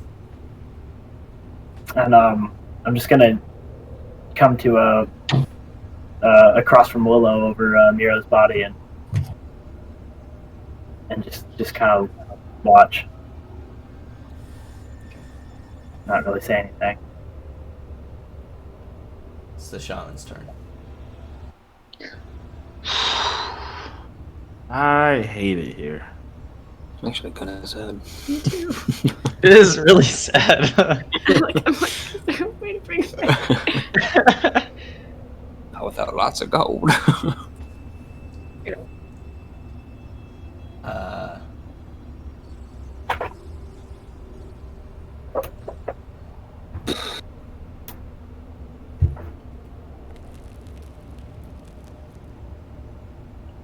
The shaman takes a few steps back and casts Thorn Whip on Miro's body. Oh, he's fucking running. What a savage. He's about to do the sacrifice, dude. The whip grabs around him and pulls him in. As you see in the cavern,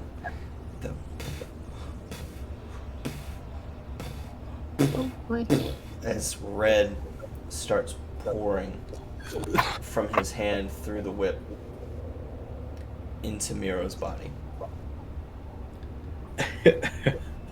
Yo, what Slowly the fuck? from his feet, red starts to envelop and pulsate from him until Miro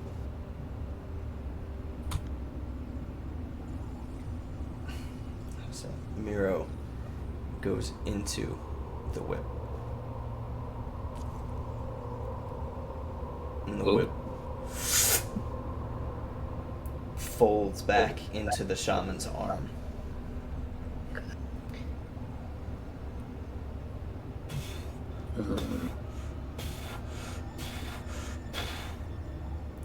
Suddenly, Bless my soul to the ears. Biceps, muscles start popping as he Phase 2 as it cracks through the cave. Suddenly, the shaman is 60 foot tall and breaks the cave around him. My As the top of the cave bursts around, the blizzard, the snow reveals itself all around you. Hira, I warned you, and you did not listen.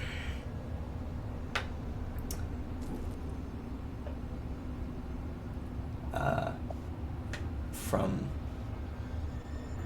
the middle of his chest, you see something reflective, kind of like translucently pushed to the front of his skin and muscle, looking like a small blue, it's like mix of blue and red, like a shard of glass.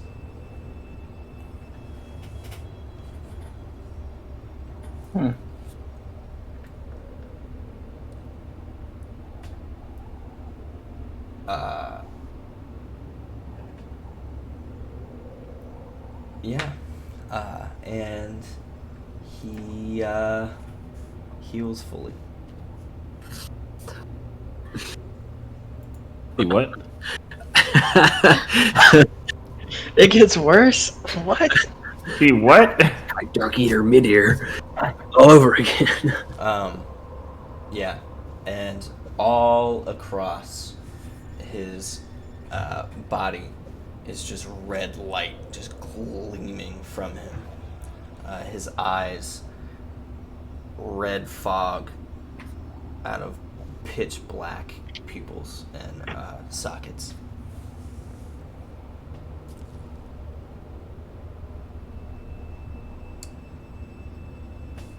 He looks, you guys, like, he completely cracked open the cave, so everyone, like, you guys are still at the same level, so you can't quite see each other, but he popped open the top of the cave.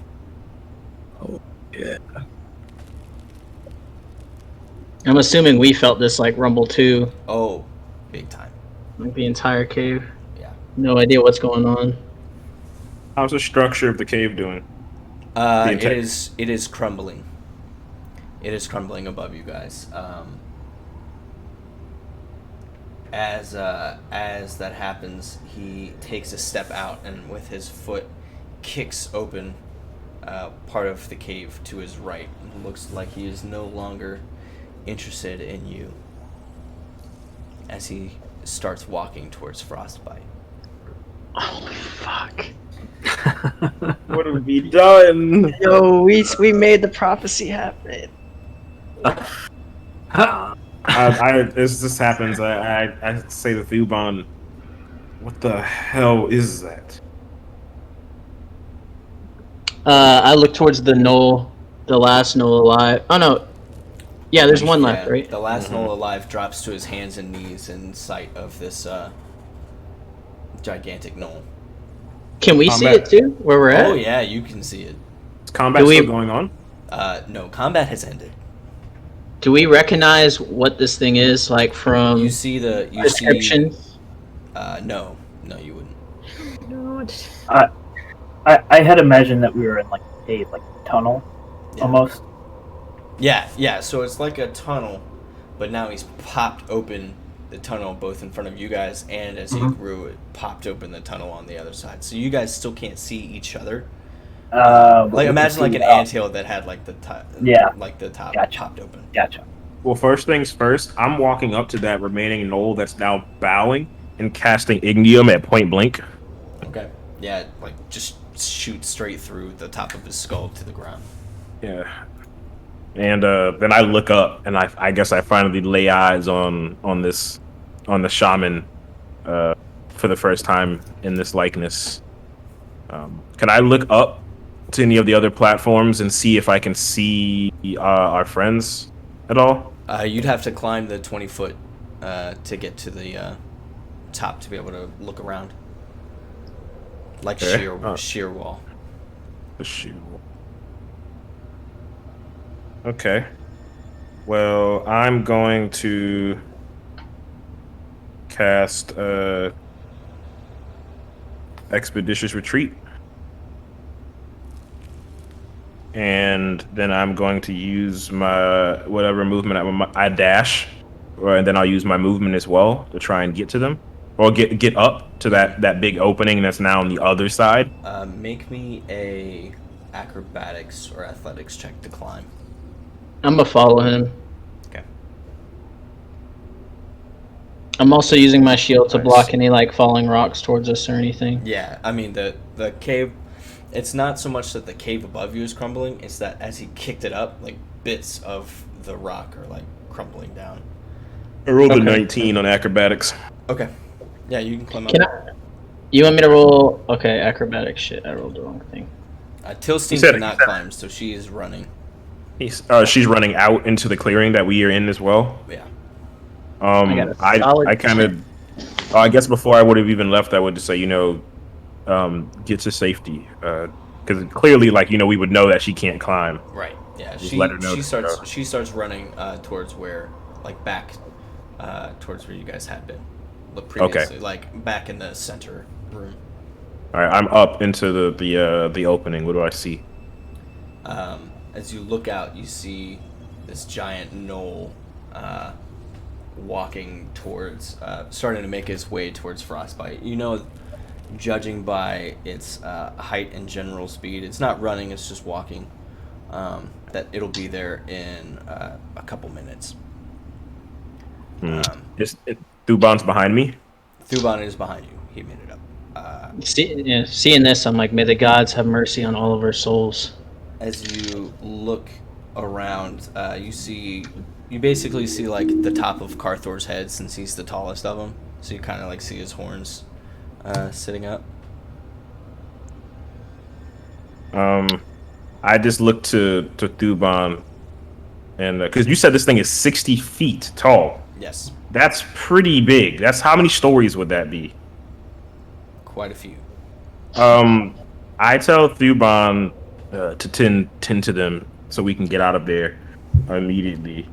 I look around where the shaman was working. Do I see any soil, any relics, a pool of any sacred likeness that doesn't necessarily relate to the Eryx that I may be interested in? Yes. You see bits of like cloth that looks like it has like ink on it, or like embroidered stitches. Okay. They look like how to describe? It's like lore written down, but on like stitched into fabrics. Okay, but no. And that's it. There's no other liquids or any, like, maybe an area where they had any sacred. Well, they did their rituals essentially. There's nothing else there.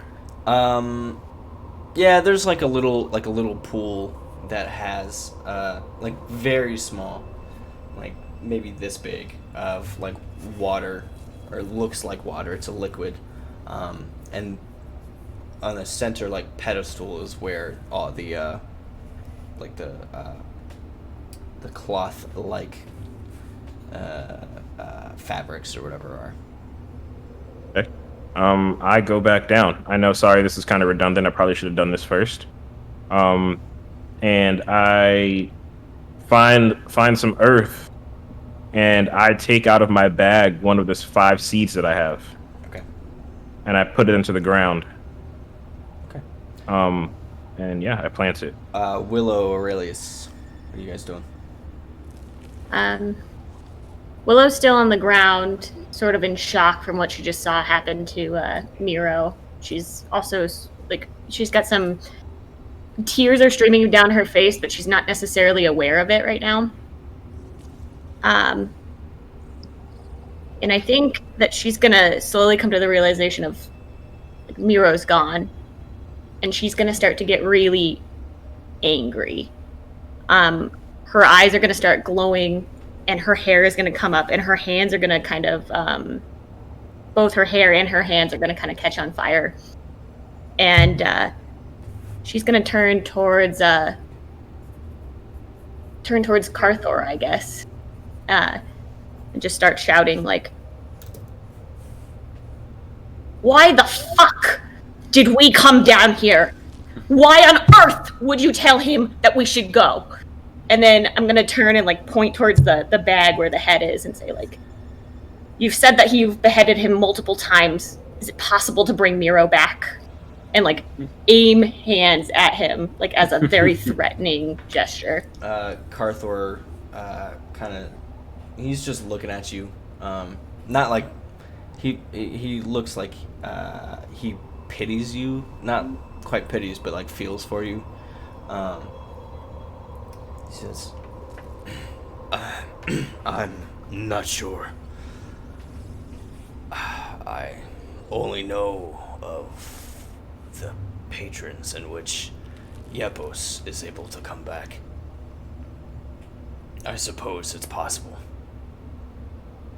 Although the price would be steep. I'm gonna climb down while this is happening. So I'm like with you guys now. Am I aware of any way to contact my patron? You typically he reaches you, but you could try. I'll be trying, however I can, whether it be praying or just calling out. Yeah, I mean, what's willing it? Like, what are you doing? Are you like yelling? Are you crying? Or are you just like, I know who can fix this? Like, what's Aurelius doing? Just kind of, just taking it in. Once Willow started getting fired up, I just kind of slink back into the side of the tunnel, and I'm just gonna bow my head and just start willing for my master to come here.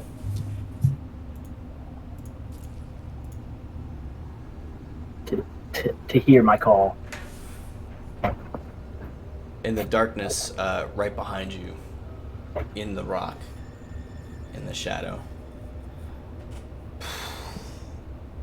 your patron appears. Oh, shit.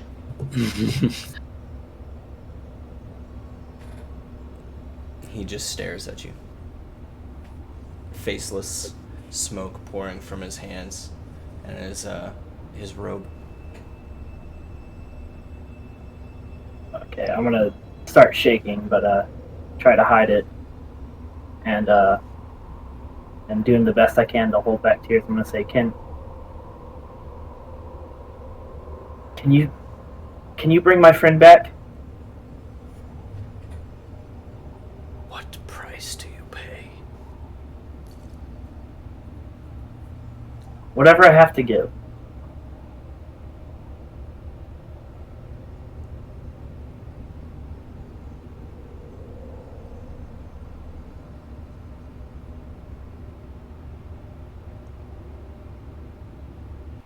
Your soul for eternity. A lifetime indebted to me. You shall never have freedom from our deal.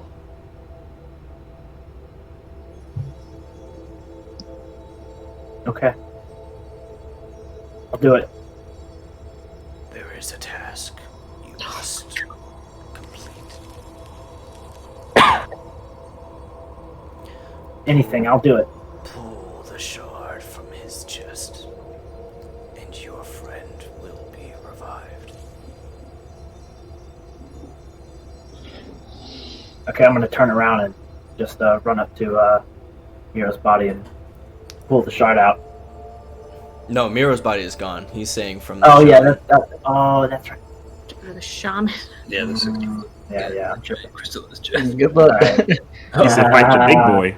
Okay. Okay. Uh, Yeah, that's right. yeah, you don't have to run towards his body or whatever. Yeah. He says, Do you accept the terms?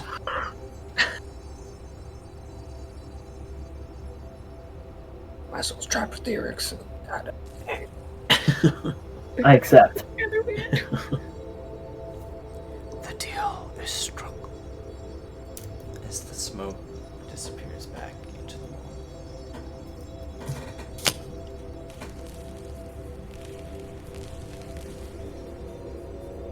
Yeah, I'm just gonna kind of slowly turn back around and watch. Aurelius. You feel nothing. All emotion gone.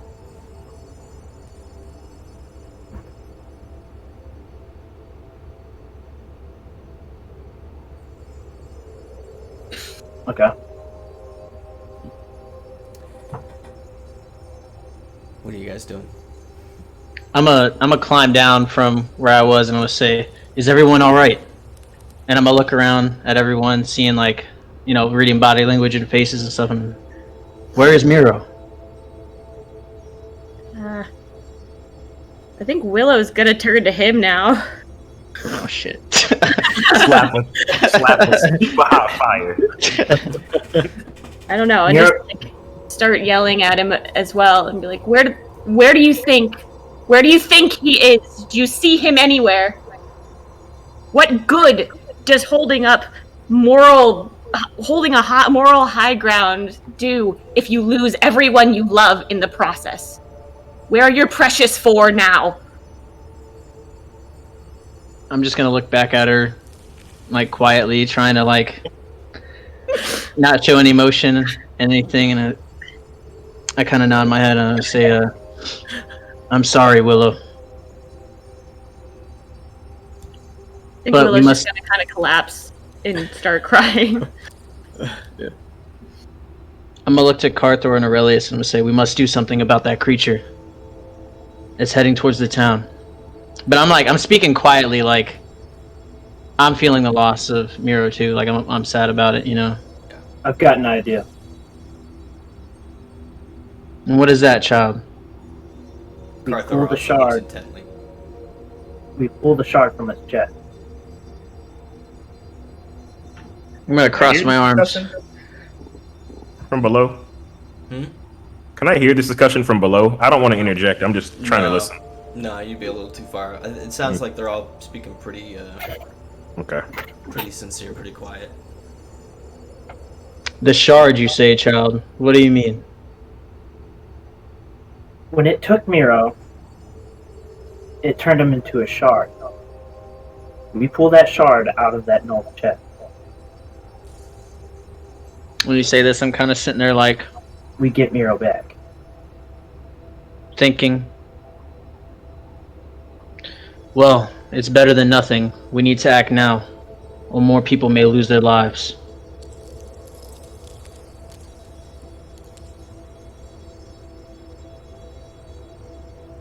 Carthor, do you think you could help me in getting them up this wall?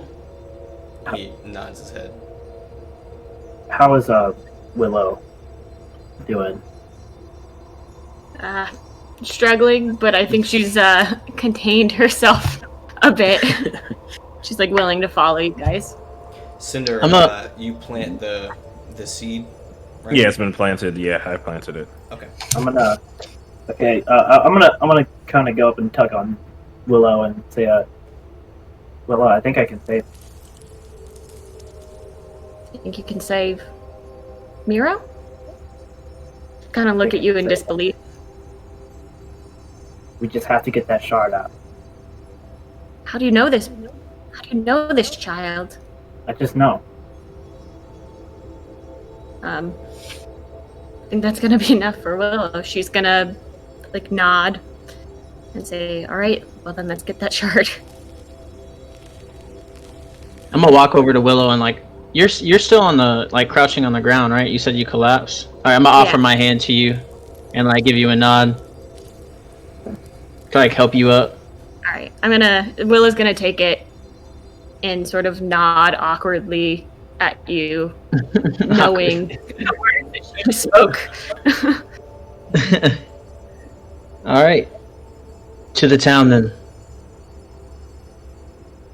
Cinder, you make your way back to the group. Okay. How long does it take for my seeds to sprout? An unknown amount of time to you. Oh my lord. I would rather not return to the group. I would rather cast so I'm gonna cast Produce Flame. And try and see if I can maybe give this enough heat. Because I'm experimenting at this point with something that I don't truly understand. Right. So I'm gonna try and give it enough warmth and maybe magical energy to maybe react in some way. And I have one other thing to try if that doesn't work. It has no effect. Oh boy. This is great. Then I'm going to take out my small knife and cut just a little bit of my blood. And just for flavor, when my blood comes out, it sizzles just a bit. And I put my finger into the dirt. You feel the ripple of the dirt movement around as a singular tiny sprout pops up. Well, I can't leave this here. So I look up to I'm the guardian of the tree. Yeah, I look up to Thuban. Around it also you see small sprouts, like bulbs of pink, yellow, blue, and purple. Ooh. Can I take out my flowers as well? Yeah. Would would they still have nectar on them? Or in them, perhaps? Yeah, sure. Maybe this man's gardening. I'm trying everything that I can. Bro, this thing is 60 feet. We gotta go. There's a 60-foot monster heading to town, and this man's over here gardening. Yeah, I mean, you are using time. This is taking time. Well, that's fine. I tell them to go on then. I shout out to them from above and tell them to go on. You mean from below? Oh yeah, I get from below. Yes, from below. I tell them to go on. Did we successfully get everybody up and over the wall by the time he's doing this? Mm-hmm. All right, I'm gonna call down towards Cinder. Cinder, we need you. More lives are at stake. I cannot leave this portal open in a knoll cave. I know what I'm doing, and I trust you with what you're doing. I will catch up to you. Cinder, the town. If it's just us, it might not be enough to save the town. I kind of shake my head. I expected more of you. But we'll be with you, and I'm gonna turn and head towards the party. As he turns around, I kind of just turn around and just put my staff in the ground. I was I figured he'd say that. Okay. As you guys turn towards the As you turn towards the town, that's a tongue twister. You see the shaman take another step and crunch down on the top of one of the mountain ranges before you. Is Carthor or not Carthor? Is Toastine still there? Yeah, she's with the group. She's like on the outside of the thing, or she's moving towards the outside of the thing. Okay, never mind then. As it takes its step, you hear a doo doo. As horns of alarm are called. And we're ending our session there.